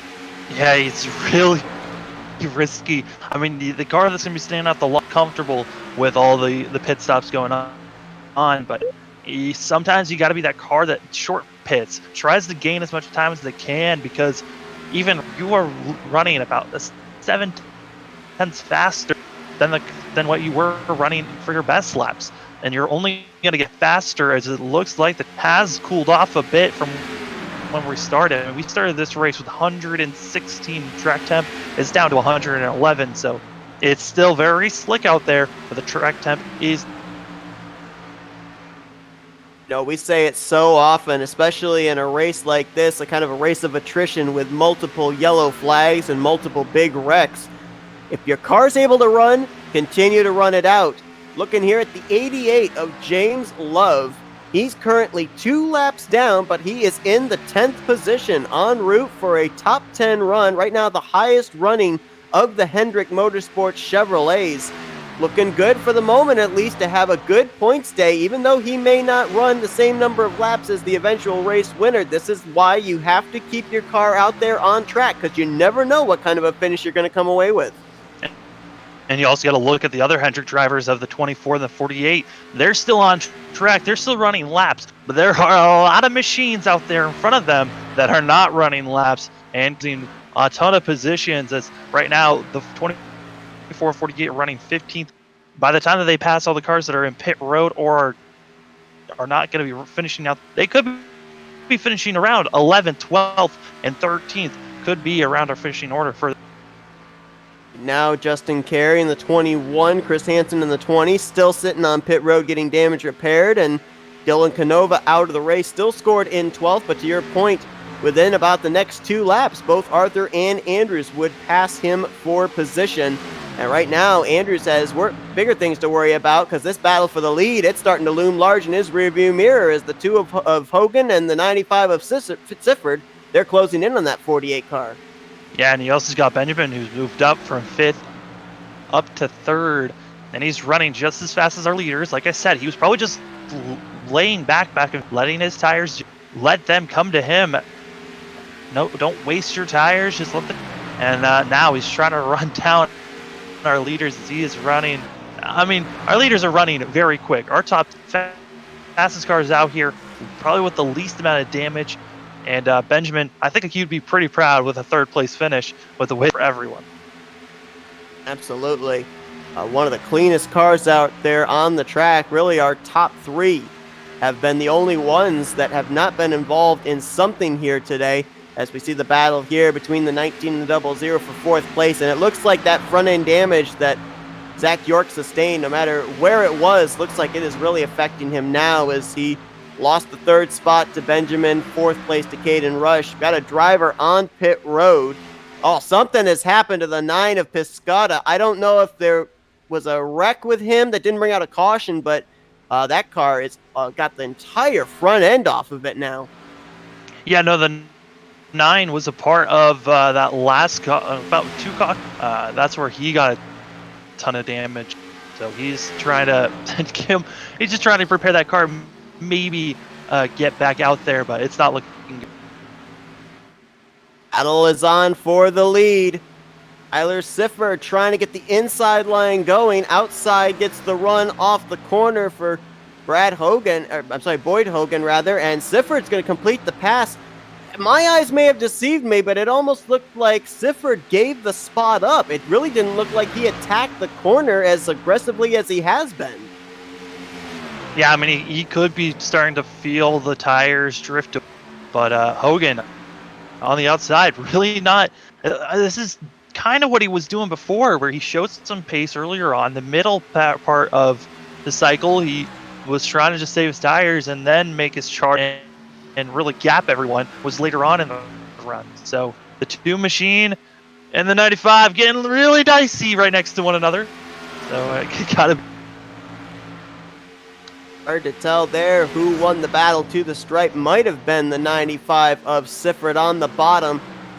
As you can see, there's the 20 of Chris Hansen. They just went around. He's returned back to the track, currently in the 14th position.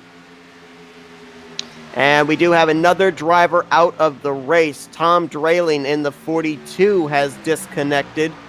So that means that within the next 12 to 13 laps, I can't believe I'm saying this after the damage he sustained, but Vincent Arthur is going to be up inside of the top 10. Well, Vincent Arthur and Brandon Andrews, they have been racing back in these Hendrick guys. They have a lot of damage on their cars, but they've been dicing back and forth, even though they're 18 laps down. This is potentially the battle for that 10th position when they eventually pass Tom Drayling in the results. Right now, Andrews holds the spot with Arthur behind him. Brandon Andrews making his first start of the season, I do believe, in that 48 car, and Arthur making his second start of the season. Kind of some new faces over there at Hendrick Motorsports, as last week we saw Vincent Arthur in the 24 car, and we ended up seeing as well, believe Hendrick Chevrolet was under a different driver. And then, of course, we got the 48 here tonight of Brandon Andrews making his first start. I've been watching these guys up front. The leaders have been just crossing every single time they're exiting. With them being racing so close to one another, we know that at some point these tires are going to get really loose, and usually that happens within the next 2 or 3 laps that we start extremely loose. That's when the 95 was starting to slide. The 2 cars starting to, with them racing this close, they got to start thinking, hey, these tires are about to give out. We got to be careful. The other thing they have to think about too is as they continue to race side by side, that number 11 of Taylor Butcher Benjamin's back there licking his chops and starting to close in to make it a 3-man fight for the race lead. Yeah, with seeing our leaders going side by side and being super racy like they are, it's opening up the 11 car just slowly into making this battle for the lead. Instead of 2 cars, making it a 3. Taylor Butcher Benjamin, who leads the point standings, would love to be able to make sure that not just through points, but through a victory, he is going to be locked into the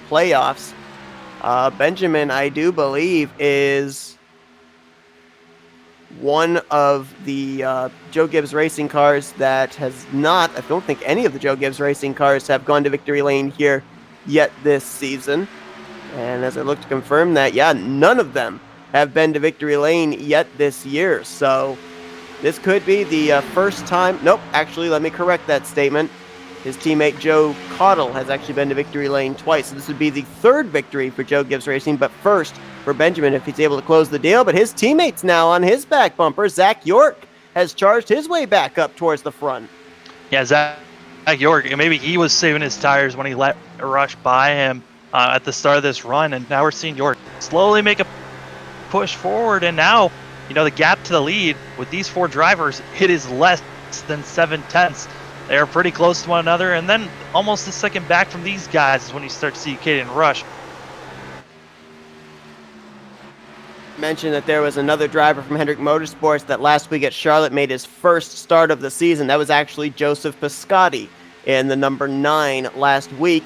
A driver that's making his first start here tonight, though. How about that number 96 out of Gaunt Brothers Racing? Crunched up on the front, crunched up on the back. Somehow that car is still on the lead lap and running in the 7th position. Well, he's on the lead lap now, but don't look back now. You'll see our leader on the high side about to put him down a lap down. And yeah, to that 96 machine. It's been a while from the start to finish, and still trying to just finish it out and get a top 10 finish for that 96. And it's looking pretty good for them, even though that car does not look. There's James Love, 8th in the overall point standings coming into this one, 11th in the playoff points. He just a few laps to go bypassed Ty Cole to move to the 8th spot, and Ty Cole also having a very solid outing in that Front Row Motorsports machine, currently in the 9th position. And Ty Cole making his 3rd start of the season, qualified well here today. Fell outside of the top 10 the midway point, but now back up here inside of the top 10, currently looking like he'll finish in the 10th position. And I'll tell you what, the best battle on track right now is continuing for that potential 10th position. In the next 3 laps, Vincent Arthur and Brandon Andrews will pass Tom Drayling, but they have, again, to your point, been mixing it up side by side every single lap. I mean, as teammates, then you might know how the person you're racing with. I mean, these guys probably just trying to make the race fun. I mean, there are so many laps. Both cars aren't running the way they want it to be running. So might as well dice it back and forth and do it respectfully with giving each other as much room. Right now, they are in 11th and 12th positions, soon to be 10th and 11th. The only other car that is still out there on the track is 13th place scored Justin Carey in the 21. We saw him get involved in our last caution, our 6th caution of the day, and the car that actually got into him just went around him there. Caden Rush in the 00. Carey, if he continues to finish out this race, looks like he will finish in 12th position, which still is going to be a great run over the performance he had last week at Charlotte, where he struggled. He was up in the top 5 when he got wrecked back at the halfway point, but right now still out there, currently scored 20 laps down, but up inside of the top 15. Now, Boyd Hogan, remember, he was the guy that really was good on the long run, and he really started to gap himself back to Tyler Sifford at that point. Sifford, however, though, this run has been able to stay within less than 0.4 of a second. So something says to me that when they made that last pit stop, they put a little bit of an adjustment there that's allowed him to be a little bit more stable going through these corners, as we're about 33 laps into this green flag run. Well, it's the stabilization of the track. That's what happened. I mean, we're no longer in the 110s.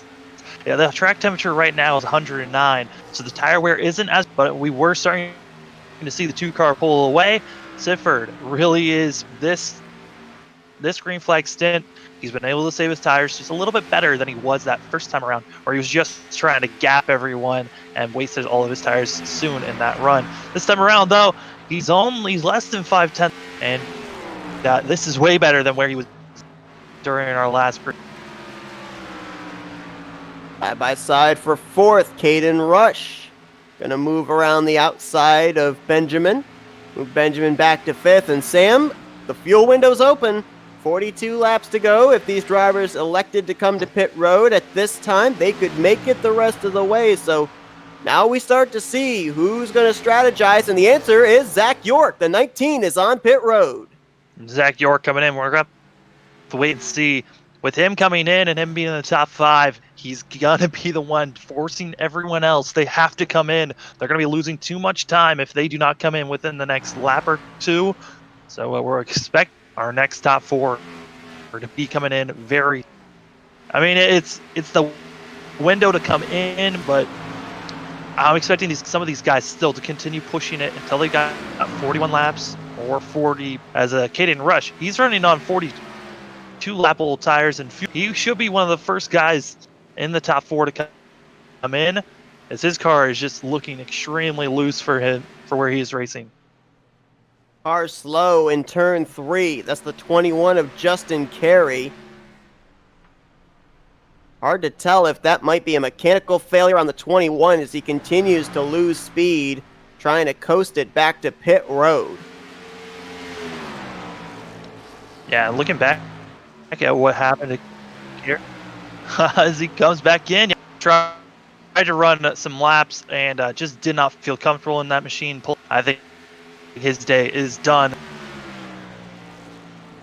Now, Zach York wants to see this thing cycle around. He does not want to see a caution because right now, with him pitting, he is 1 lap down in the 7th position, and he would not be in the free pass spot either. That actually would belong to Ty McWhirter. Now belongs to Manatzi Major, who just came into pit lane from, I believe that was the 6th position. But here's the thing, York can see the 96 just in front of him, and he's trying to run as fast, trying to gain as much time. York is, and looking at York's time that he's running now compared to our leaders, he is running about a second fast. So if our leaders don't pit, we might be seeing York in the lead once this cycle. Zach York, winless this season, currently 5th in the overall standings, trying to go to victory lane, that Joe Gibbs Racing Toyota. And the thing that I'm loving right now, we've got York that's already been to pit road, but you look at our top 4. You've got Levine Family Racing, Penske Racing, Starcom Racing, and Joe Gibbs Racing. There's no alliances. Nobody's going to tell the other one what they're doing, what lap they're pitting. So everybody kind of holding the cards close to their chest, waiting to see who's going to make the first move. It's another lap where both the top 4 cars are not coming into the pit. Again, York running about us faster than our leaders. I think what our leaders are hoping, though, that they might equal out at some, or York tires are going to be so worn down that the leaders are going to have to come to pit. It says now these Rush, he has to pit within the next 10 to 12 laps, just because of fuel-wise, he's been out there for 46 laps. Everyone else has been out there for about 40 to 40 in the top 4. The thing I would look at in terms of Zach York in the 19 was back, near the end of that green flag run before he came to pit road. He was back in the 5th position, worked his way up to the 3rd spot. So he's got some good long run speed even when the tires go away. So, I know you're talking about with the strategy that Hogan and Sifford are planning on maybe the tires equaling out, but even on the old tires, Zach York proved that he has a fast car. Once again, another lap where top 2, top 4, again, not pitting. They're trying to push their fuel so they have the freshest tires. Brandon Andrews from the 10th position on pit road. I believe his teammate Vincent Arthur just hit pit lane this time in the 24. Right now those two in 10th and 11th place as we continue to watch this side-by-side battle here between Sifford and Hogan. Are these guys just sizing each other up, or is this a case of, it's mano-y-mano, let's just kind of race it up here, make it a little bit interesting rather than just riding, nose to tail? I mean, at this point, they're still running faster than the cars behind them by about 3/10. They're pulling away from everyone else, and the tires better than everyone else, so they can push it as far as they want. But once again, yes, they're running faster than some of the cars behind them, but York is still running now only 0.8 faster. So York's tires are starting to fade away, and he's only 7.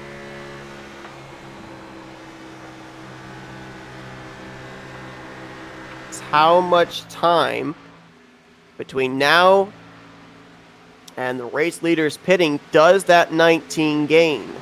Because he's going to want to have at least a decent advantage between these guys and himself to hold them off when they have fresh tires and he has older tires, as Ty Cole in the 34 is going to go another lap down, 9th place running Ford Mustang there, going to move out of the way of the leaders as they kind of split him going into turn 1. Ty Cole, he came in early. He was the earliest, right when the window was open, where you can make it to the end at the spot. That's what pitted. So if our leaders keep on staying out, Ty Cole's tires could get, he's going to be the furthest worn down of the guys that can make it to the end and don't. So this could put York in a very awkward position if these guys don't start pitting up front.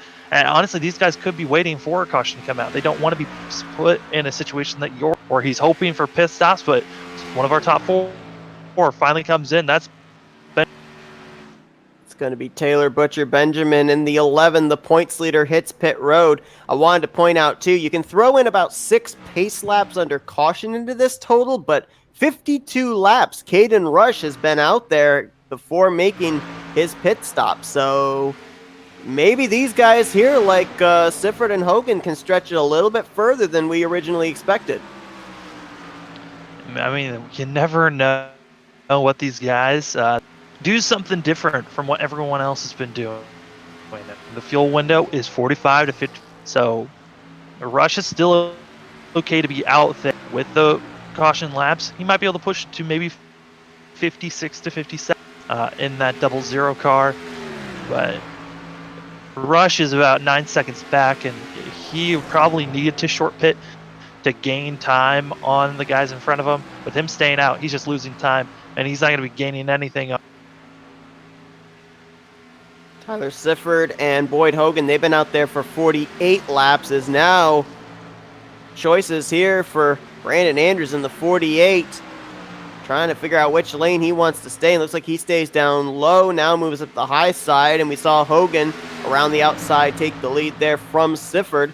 I want to point out that when the 11 came to pit road, he came out behind teammate Zach York. York about 17 seconds over the 11 car, so he's at least past that machine. Question is, where is he going to be when the 2, the 95, and the 00 all eventually hit pit road? And you mentioned maybe about 56, 57 laps is the furthest that Caden Rush can stretch it. He's right on that threshold now, so we'll see him on pit road probably within the next 1 to 2 laps.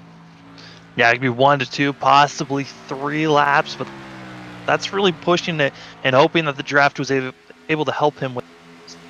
So these guys are trying all different strategies out here. Got to be the one from our top 2. We'll see if this gives him any kind of an advantage, as he and Boyd Hogan, for the majority of that green flag run, all ran in the same vicinity. Ooh, a little slow there getting into his box. Had to pull up a little bit, did Tyler Sifford. We'll see if that little bit of a pit road mistake is going to cost him some time on track. Hogan now into the pits, so we'll see. Really, when Sifford comes out of the pits, as York is already, we're going to really see what type of a gap does York have on that 19 car pitted so much earlier than everyone else. 15 laps, and you knew every single lap he was going to run faster than what the leaders were, and we're seeing it now. It is a huge gap. It is almost a 10-second gap that York has on the 95 machine. His way around Brandon Andrews as we're still waiting for Caden Rush to come to pit lane. Caden Rush might be playing the waiting game here, trying to maybe hope for a caution to come out and trap just about everybody a lap down, but with the field so spread out and most of the drivers now on pit road out there on fresher tires, the likelihood of that seems pretty slim. So Caden Rush just continuing to maybe run it until the tank is dry, but Zach York has not only gotten himself ahead of Tyler Sifford, he's also now ahead of the 2 of Boyd Hogan by 9 seconds. So with 24 laps to go, now 23, can he maintain a 9-second gap between himself and this battle for what would be second between Boyd Hogan and Tyler Sifford?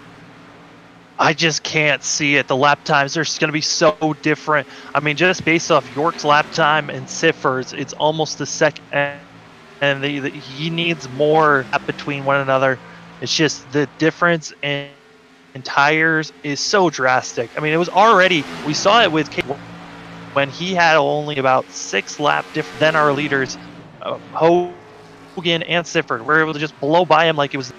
This time, 18 lap old tires compared to York is not going to be able to hold off. I mean, by the time that Rush pits at this point, Hogan and Sifford might be passing our 19 machine. That's why this battle back here is really important between the 2 and the 95, because potentially this is the battle for who's going to get up there and take the race lead away from Zach York. The gap now from York back to Hogan, what was 9 seconds, has been cut down by 2.5 seconds in these last 3 laps. Now 3 seconds here in these last 2.5 laps as they are closing quickly on Zach York. I mean, you know, Zach York came into this race 5th in the overall point standings. He's looking good to make it into the playoffs via points. So, you know, at a track where it comes down to pit strategy, why not roll the dice, try and throw a Hail Mary pass? I mean, it may not work out for him, but credit him for trying. Yeah, I mean, you have to credit him. With 20 laps, Rush and York, they both were trying something a little different. I mean, Rush is still out there. It's been 62 laps. I mean, those caution laps really must have helped. His caution is out. Oh boy. James Love, back straight away. The number 88 running in the 9th position has looped it around, and he's hit hard as the engine has gone south on that Kingsford Chevrolet Camaro. And we want to point out that when that caution came out, Caden Rush was still out there. Zach York, Boyd Hogan, and Tyler Sifford had all unlapped themselves, but everybody else, Benjamin, Major, McWhirter, they were all a lap down. Benjamin will get the free pass. That was a huge thing for Caden Rush, who's going to remain on the lead lap because of this. With the damage on with it being a blown engine, he has to come in and get that repaired. And with as many laps are left, I believe the 48 and 24, if the 88 can't run any more laps, they could be getting another position for themselves, and both of them could be in the top. Another driver involved in this one that we just saw on the replay, the points leader, Taylor Butcher Benjamin, was collected up in that, so there may not be a free pass car here under this yellow. And we've seen it all day long. We had it happen with Dustin Hall. We had it happen with Chad Gunisman. Just a car getting loose in the center of the corner, trying to catch it, overcorrecting, and nosing it into the outside wall. Yeah, that was a hard hit for the 11. I think it was some net code that really isn't showing them much, all the damage that. But yeah, due to him being collected in that caution, he will not be given the lucky dog. That will be given out to the 96 machine. So now Benjamin, if he wants to get that lap, he's got to stay out for wave around, which is going to hurt him. So Ty McWhirter, or I'm sorry, actually make that Munatsi Major, is now going to find himself up inside of the top 5 because of this lucky dog. And of course the 11 probably will be hitting pit lane, I would assume, for damage repair. Quite a bit of extensive damage on the front of his Toyota Camry. Buddy hit pit road here. Question is, though, we saw what happened with Caden Rush back when he was on old tires. It was about 6-lap old tires in comparison to drivers like Boyd Hogan and Tyler Silford. Now he's got the same number of laps on his tires, but does he have a strong enough car to hold off drivers like Zach York, Boyd Hogan, Tyler Sifford, who are going to line up 2nd, 3rd, and 4th behind him? I mean, York's car with that front end damage, I'm surprised on how well he's been running, but it has cost him every once in a while. But he did, on that last pit stop, get some optional repairs done on that car. So he might have been able to fix it up, that front end that he was having some issues with. So that damage that he could have been repaired and fixed up. And York might not be done. Rush, I'm excited to see what he's going to be able to do on this restart.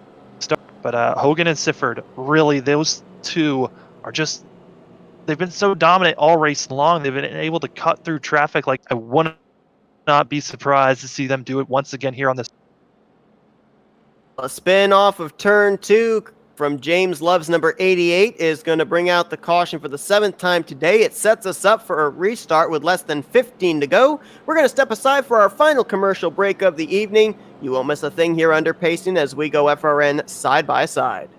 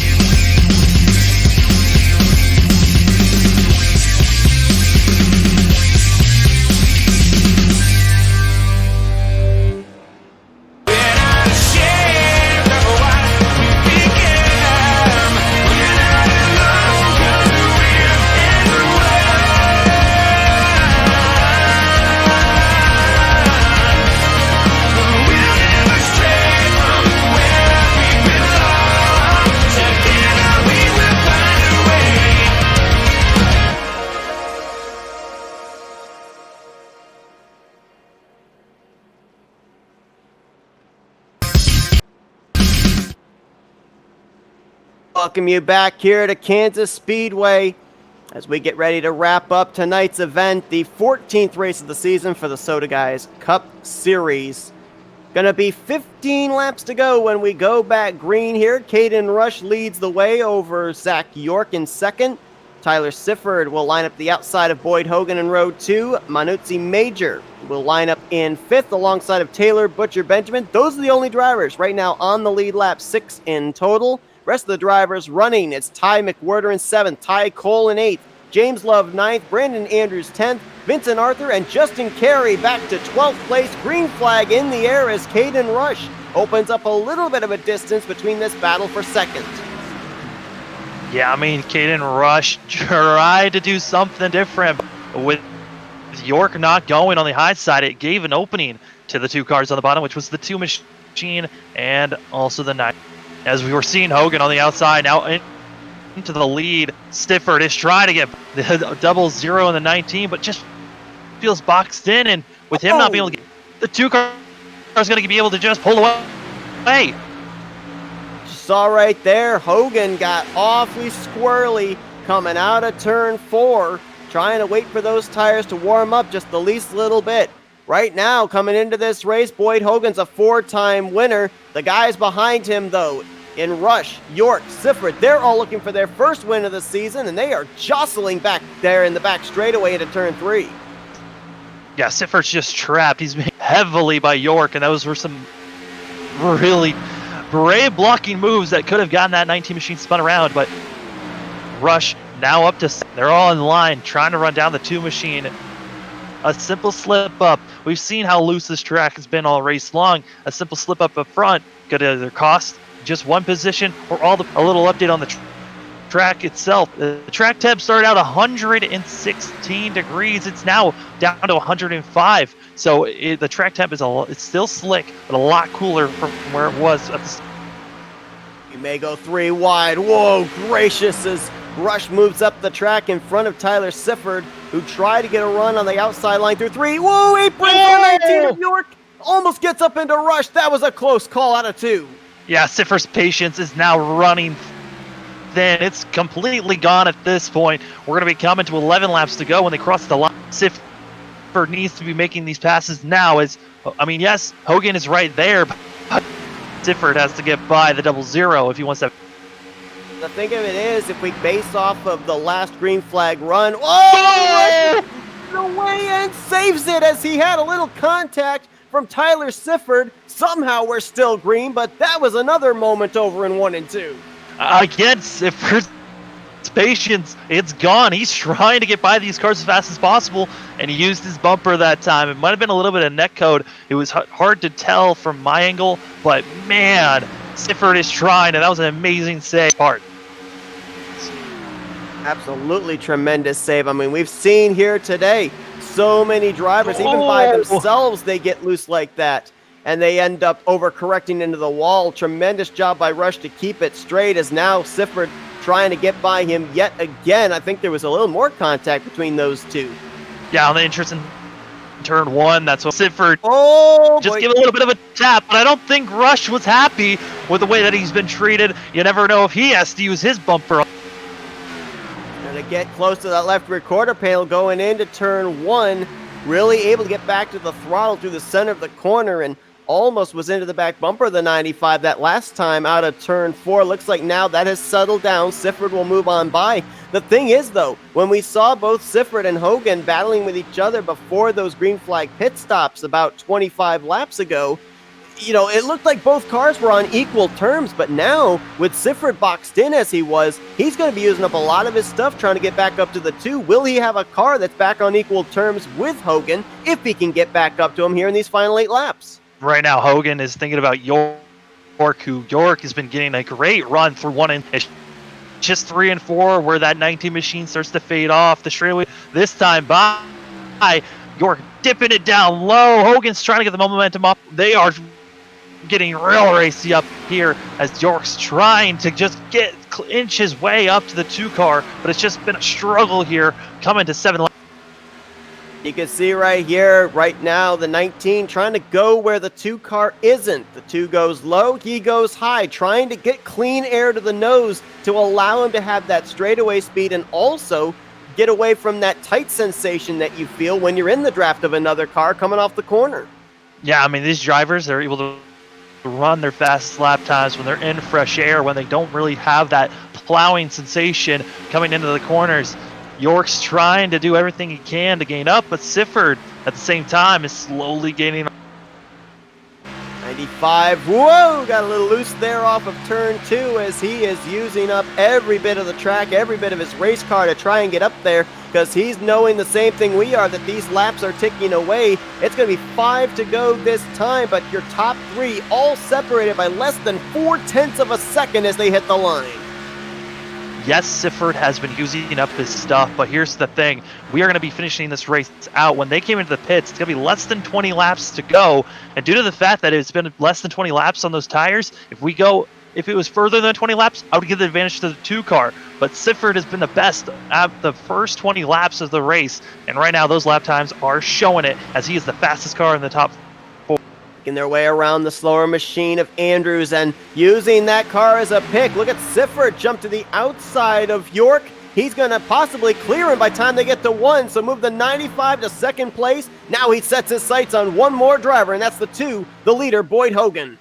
4 laps to go when Sifford needs to gain 0.3 on our leader if he wants to get on the back bumper of the 2 machine. Hogan just needs to continue doing what he's doing. I mean, he could be saving his tires this whole entire stretch. We don't know if this 2 car could just pull away. Boyd Hogan has won 4 of the races, the 8 starts he's made. Sifford, however, trying to get his first and his 3rd start of the season. The gap right now, a little less than half a second with 2.5 laps to go down the back straightaway. That 95 keeps sliding up there off the corner of turn 2. I don't know if he's just getting back to the throttle a lot sooner, trying to carry the straightaway speed, or if that handling's starting to go away after the fights he had to put up with York and Rush. I mean, it's got to be the handling. We saw him when he was getting by Rush. He slid it multiple times. He's been just losing on the back end for the past 3 laps. It's just been a struggle for this 95 machine, who is not gaining any time at the moment. He's losing, as I say that, he just gained 0.2 on the 2 car.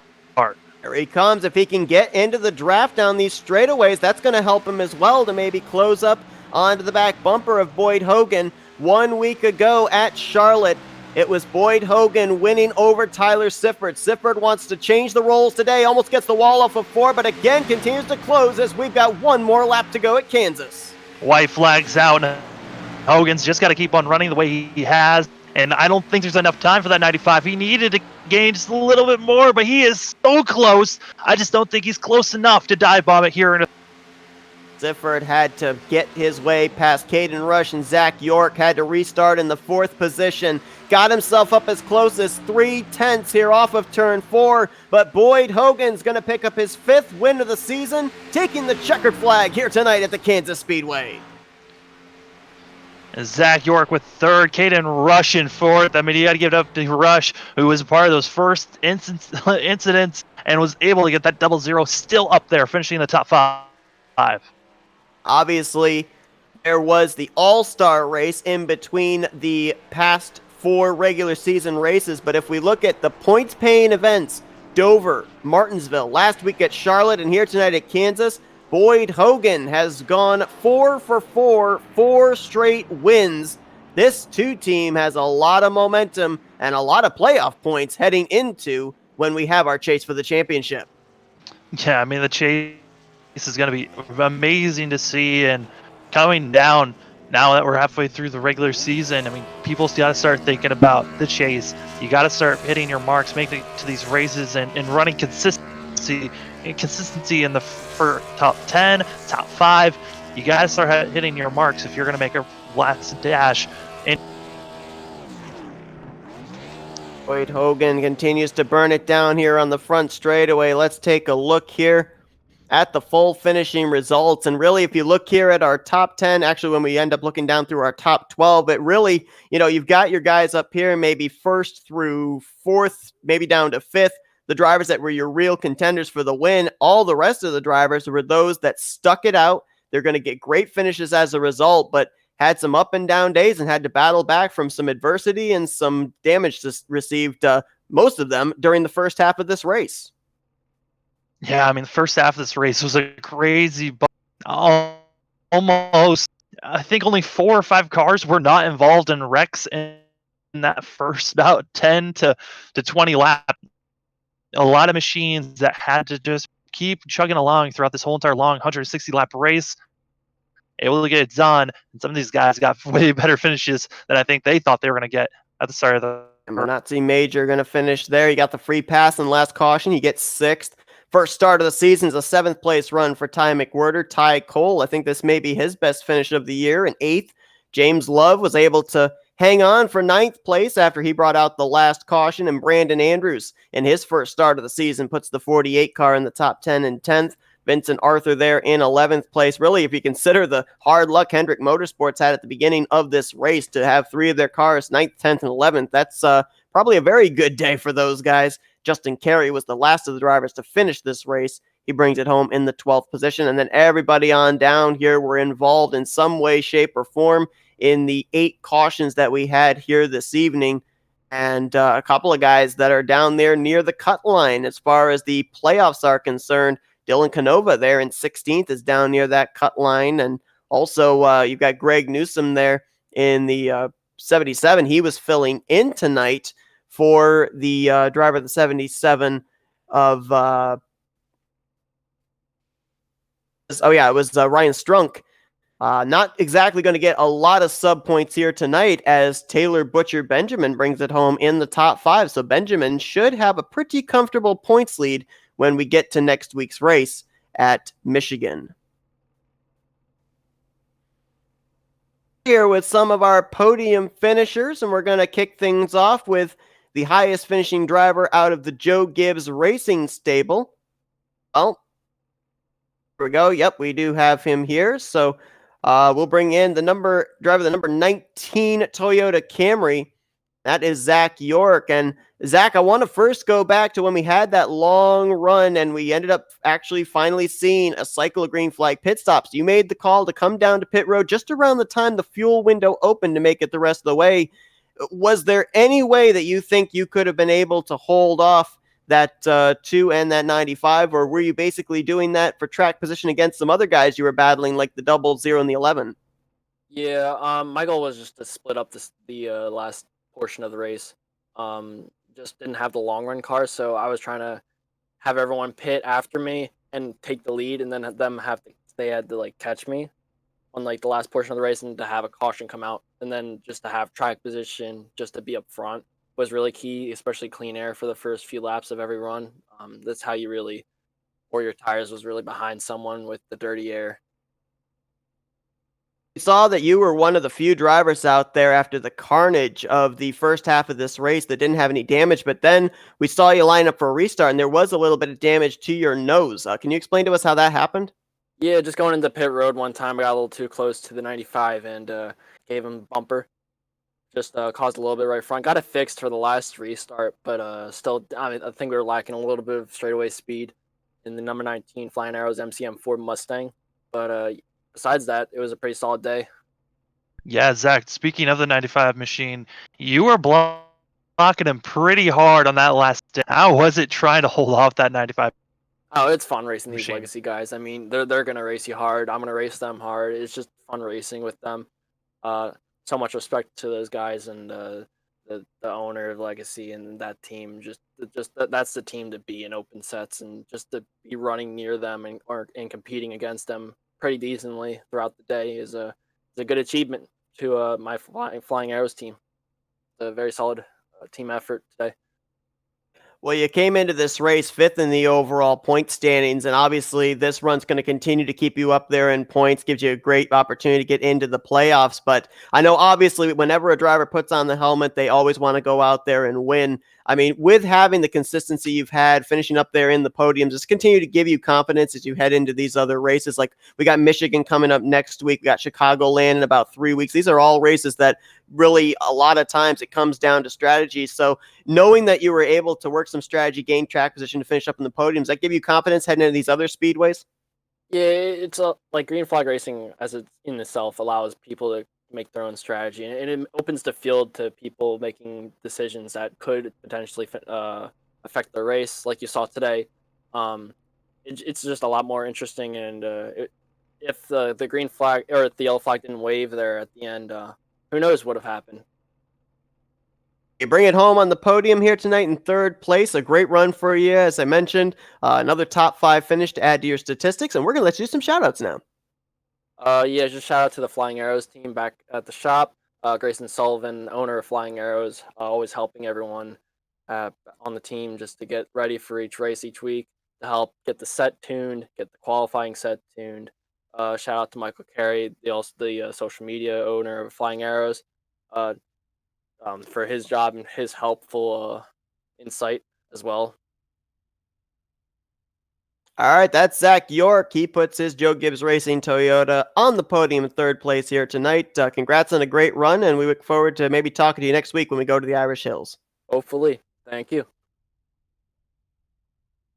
He was the second highest finishing Toyota driver here this evening. The highest finishing Toyota driver is now with us, and that is Tyler Sifford in the Levine Family Racing Toyota Camry. And Tyler, I mean, we saw you in the two car of Boyd Hogan really mixing it up there before you two ducked onto pit road for those green flag pit stops. With seeing that, did you guys get a clear indication between the two of you of who had the better car? Do you think it really would have been just equals going down there to the checkered flag had you both been in the same vicinity? We were pretty even. It was me and him kind of decided we had a big enough gap, and we really wanted to test out how hard we could actually push the car to know its exact limit, just in case we had that 20 lap run or 10 lap run like we had, just so we knew what we had to do with adjustment wise for the last pit stop. And we just we balled out. We had a lot of fun, pulling sliders back and forth, trying to find who can get the edge. There was a few times where I got tight. There were other times where I got loose, and it was just plain simple fun doing it. Just seeing that we can be that close and race that hard and not have an incident, and none of us wreck each other. You know, you brought up adjustments, and I want to touch on that a little bit because I think it was on the second green flag run that we had when we were watching you a couple of times. We saw you really get out of shape, kind of wiggle a little bit in the center of the corner. What kind of adjustments were you able to make to be able to kind of counter that? I did a little.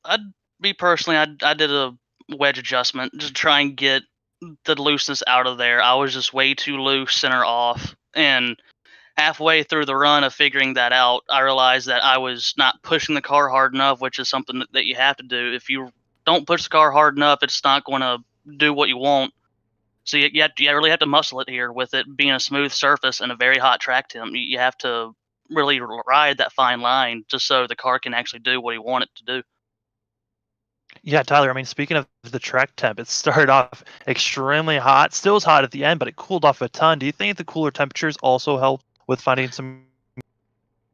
I believe it did. it can definitely throw you in for a swing. I know me personally, I was getting actually a little more loose because the adjustment I put in, it fixed what I had, and then once it started getting colder, I started getting a tick more loose, which actually helped me out because I did too big of an adjustment. So with that, that actually got the car where I wanted it. It was still a little too loose, but it was enough for me to actually rotate the corner better. And the closer you are to the wall, the closer or the better you're going to run speed wise because you're keeping that big momentum up that you need since these cup cars have the low horsepower and the downforce. Well, Tyler, obviously this is the second straight week you bring it home second place behind the 2 car. The two of you have really been duking it out for the last 2 weeks, and we're going to some more speedways. We got Michigan next week. We got Chicagoland, Pocono, Indy, Kentucky, all coming up here on the schedule. What do you think's the one thing that you need to capitalize on here to be able to beat that 2 car when you come to the checkered flag? Um, Me personally, I need to work on being more confident. Me and him been working together, and I'd sit there and point out, this is where he's better at, and this is where I need to get my confidence, of knowing when to push the car. Because for me, I either push the car too hard too early, or I save tire and I don't push at all, and I completely ruin what I had. But he has been a big help, able to talk to him, and he'll give me tips on what I could change driving style wise to help save tire, to help me better out getting the full use of the tire once they wear out. Because for me, once it hits past that 70% mark of tire left, I fall off because I just don't know how to drive the full extent of it. And he deserves all the thanks, with me being partnered up and being on Slip Angle and him working with us and everything. The Legacy guys definitely helped me out a lot personally, ever since I got in this league and throughout the A Opens. Well, obviously, Tyler, you've only made now 3 starts in the series, but you've had 2 top 5s in those 3 starts. They've actually just updated the points. You currently sit only 81 points out of a playoff spot. I mean, there's still a long ways to go in this regular season, so the consistency stays up. No doubt we're probably going to see you battling for a playoff spot. So we're going to let you do some shout-outs now.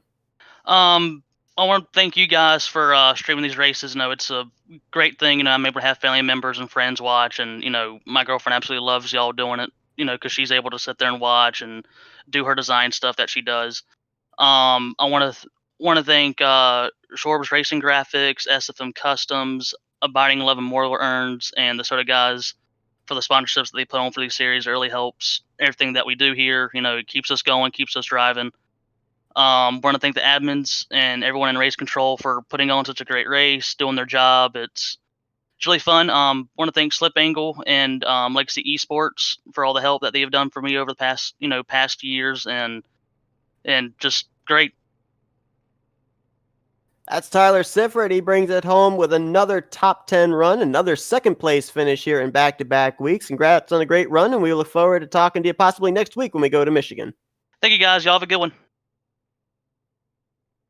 And let's bring in our race winner here, Boyd Hogan. 8 starts and 5 trips to victory lane, 4 of them in a row here in points-paying races. And Boyd, right now it just looks like you're racking up the playoff points. A lot of confidence here on these speedways, but tonight it looked like it was a little bit more of a challenge for you as you had Sifford there challenging you just before your pit stops. Obviously, the two of you looked like you were mixing it up, maybe kind of going to school, learning each other's strengths and weaknesses. If he had been on your back bumper there in those final few laps, what did you learn on that green flag run that you would have applied coming to the checkers? Well, the game plan the whole time, or the hope, was that we'd be in the position to race it out at the end. I was waiting for him to get there, sitting there saving tire, and he got kind of caught up behind Zach and Caden and got to racing with them so much and so hard to where he just never did get back to me. So I was just sitting there saving tire, waiting on him to get there, and then it was gonna be, it was gonna be a lot of fun. Sifford and I have been pretty tight for a long time now, and we had basically the same car. I never I didn't snug mine up quite as much as what he did through the race, and I think we were pretty dead even. It was just, we were both comfy and we could just race the hell out of each other, and that's kind of what we were hoping for at the end. We saw obviously a lot of passing going on, but it seemed like a lot of the passing were drivers making moves on the inside line going into the corners and then sliding up in front of the driver they were passing. You were one of the exceptions, able to make passes on the outside line. At one point, you were third and passed first and second in 2 laps. I mean, what was there that you were able to find up in that second groove that gave you such great straightaway speed and, of course, grip there in the corners as well? I mean, just like I was saying in the interview last week, it's when the track's hot and slick like it was tonight. It's the groove kind of moves around everywhere, and you can kind of be fast anywhere that you want to be. And that's what we've had here all week. I mean, the car's been really fast in open, official competition, and I was working on it a little bit last night and found even more speed, and this is probably one of the best cars I've ever had, to be honest with you. It was hauling, you could put it anywhere, and I was glad Sifford and I could get the 1-2 out of it at the very least. And I mean, I've never ran an official race here until earlier this week, and man, it's a blast. Yeah, I mean, Boyd, we were seeing it all over the place with all the cars sliding around. Do you think that just because the track got your car got tightened up and it felt a little? No, I was loose the whole race. It was a manageable loose. I mean, I kind of like it a little bit on the freer side, and I mean, Sifford had the exact same car. He just needed a little bit tighter to make the same moves. But once you get it adapted to your driving style, you can kind of put it wherever you want. And I think that's kind of where some guys may have missed it. That, and I mean, it's a harder track than what we've seen. You can't really you can't game plan for it too much. You never really know what the weather's gonna post. You never know what how hot the track can be, and this is one of the hottest ones I've seen all week. So it's there's not a lot of grip anywhere for anybody. So I mean, if you miss it by a little bit, the hotter the track is, the more you really missed it by, and it'll show you, and it showed its head today, for sure. Well, I mean, you mentioned about the fact that it's difficult to be able to formulate a game plan until you know what the track conditions and everything are. So that kind of takes away a little bit from what my next question was going to be. But, you look at the tracks that you've got your 4 wins in a row so far, right? You've got shorter tracks like Martinsville at Dover. Now you've got wins at the 1.5 miles of Charlotte last week, Kansas this week. But we look ahead towards the next 2 weeks. We've got a 2-mile speedway in Michigan coming up next week. We got a road course in Sonoma the following week. So as we continue to transition from different configurations of tracks, how does that continue to build as far as your confidence, knowing that you've got this huge wave of momentum going into them? Yeah, I mean, we're just coming in here trying to win as many races as we can now. Stack up the playoff points as much as we can. That way, it's an easier road through to Phoenix in the fall. With Michigan coming up, that's going to be kind of a wild card. I mean, it's a little bit of a draft fest. I feel pretty good about the car that we have that we're bringing. But that being said, I mean, like I say, it's definitely a wild card. I mean, you see a lot of really tight racing, and the draft kind of keeps you in it for probably a good 10 or 15 laps, I'd say. And then it's kind of down to the car. So I mean, if it comes down to late race yellows and whatnot, it's gonna be wild for sure. And Sonoma, I've run a few races at Sonoma, nothing too crazy, but I mean, I like the place, but definitely nervous going into there. Well, definitely. I think that based off of what we've seen from the past 2 weeks, you definitely are going to be one of the favorites to watch at Michigan. You mentioned about it being a draft reliant track, but so were Charlotte and Kansas, and you came out on top in both of those. And we're going to do some shout outs now. Yeah. I mean, first of all, I want to shout out everybody that kind of helps me out. Had a new look on the car. Rogue Energy came on board here this week. If you use code Reaper96, it'll get you 25% off of all products there. Butt Kicker, Bobby Dale Earnhardt's Legacy Esports, Abruzzi, everybody that kind of helps us do this for a lot of fun, and it helps us go around, go fast. And I got to thank Dustin Hall, Dustin Johnson, Derek Runge, David Mercer, everybody that kind of helped out on this car. It was a pretty big week for us winning the A Open Championship, and there was a lot of preparation that went into it, more than most weeks. So a lot of late nights working on this car, and really glad that we could at least bring it home here. Also want to thank everybody for putting this on. Got to thank you guys. You guys do an incredible job with the broadcast. Shorba's Racing Graphics, FSM Customs, Soda Guys, everybody that kind of puts the league on. It was a great race today.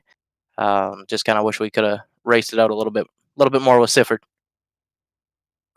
That's Boyd Hogan. He brings it home in victory lane yet again. 4 races in a row. We head to the Irish Hills next week. hopefully we'll talk to you there. Yes, sir. See you then.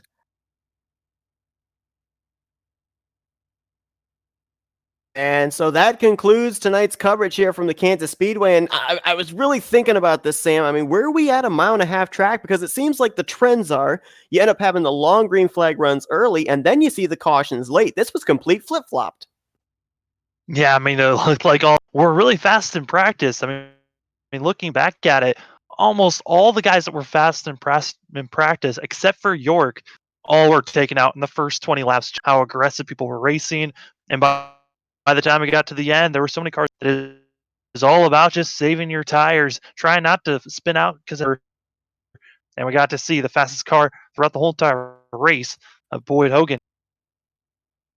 We heard race winner Boyd Hogan bring up the fact that next week Michigan might be a little bit of a wild card race. I mean, Auto Club and Michigan being 2 miles in length and very draft reliant almost sometimes are put into the super speedway category. So do we maybe look at that type of a track to see maybe a sleeper, a guy that we may not expect be able to sneak out a win? Or do you think a lot of these favorites that we've seen up at the front, like Hogan, like Sifford, they finished 1-2 the past 2 weeks.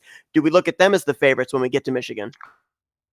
Michigan is going to be an interesting race. I mean, it's a lot bigger than what Kansas is, but track racing, if it's just going to be a fun racing to see these drivers racing.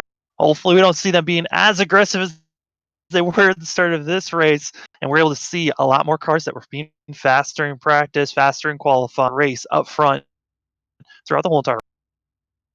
Absolutely. Well, we will be seeing that next Saturday evening when these drivers here in the Soda Guys Cup Series will be taking to the Michigan International Raceway. The Friday night, though, before that, we will also be seeing the Rapid Fire Pizza National Series going to Michigan International Speedway as well. So it's a Michigan doubleheader next week for these drivers, and certainly going to be a good one. But as our coverage winds down here from the Kansas Speedway, Sam, I want to thank you once again for joining me here tonight in the booth. Always a pleasure. Thanks everybody that tuned in this evening. Hope you enjoyed tonight's event here from the Kansas Speedway. Boyd Hogan is your winner tonight in the Soda Guys Cup Series. For Sam Dyer, I'm Seth Cole. Have a great evening as you've been watching another broadcast courtesy of the Flatout Racing Network.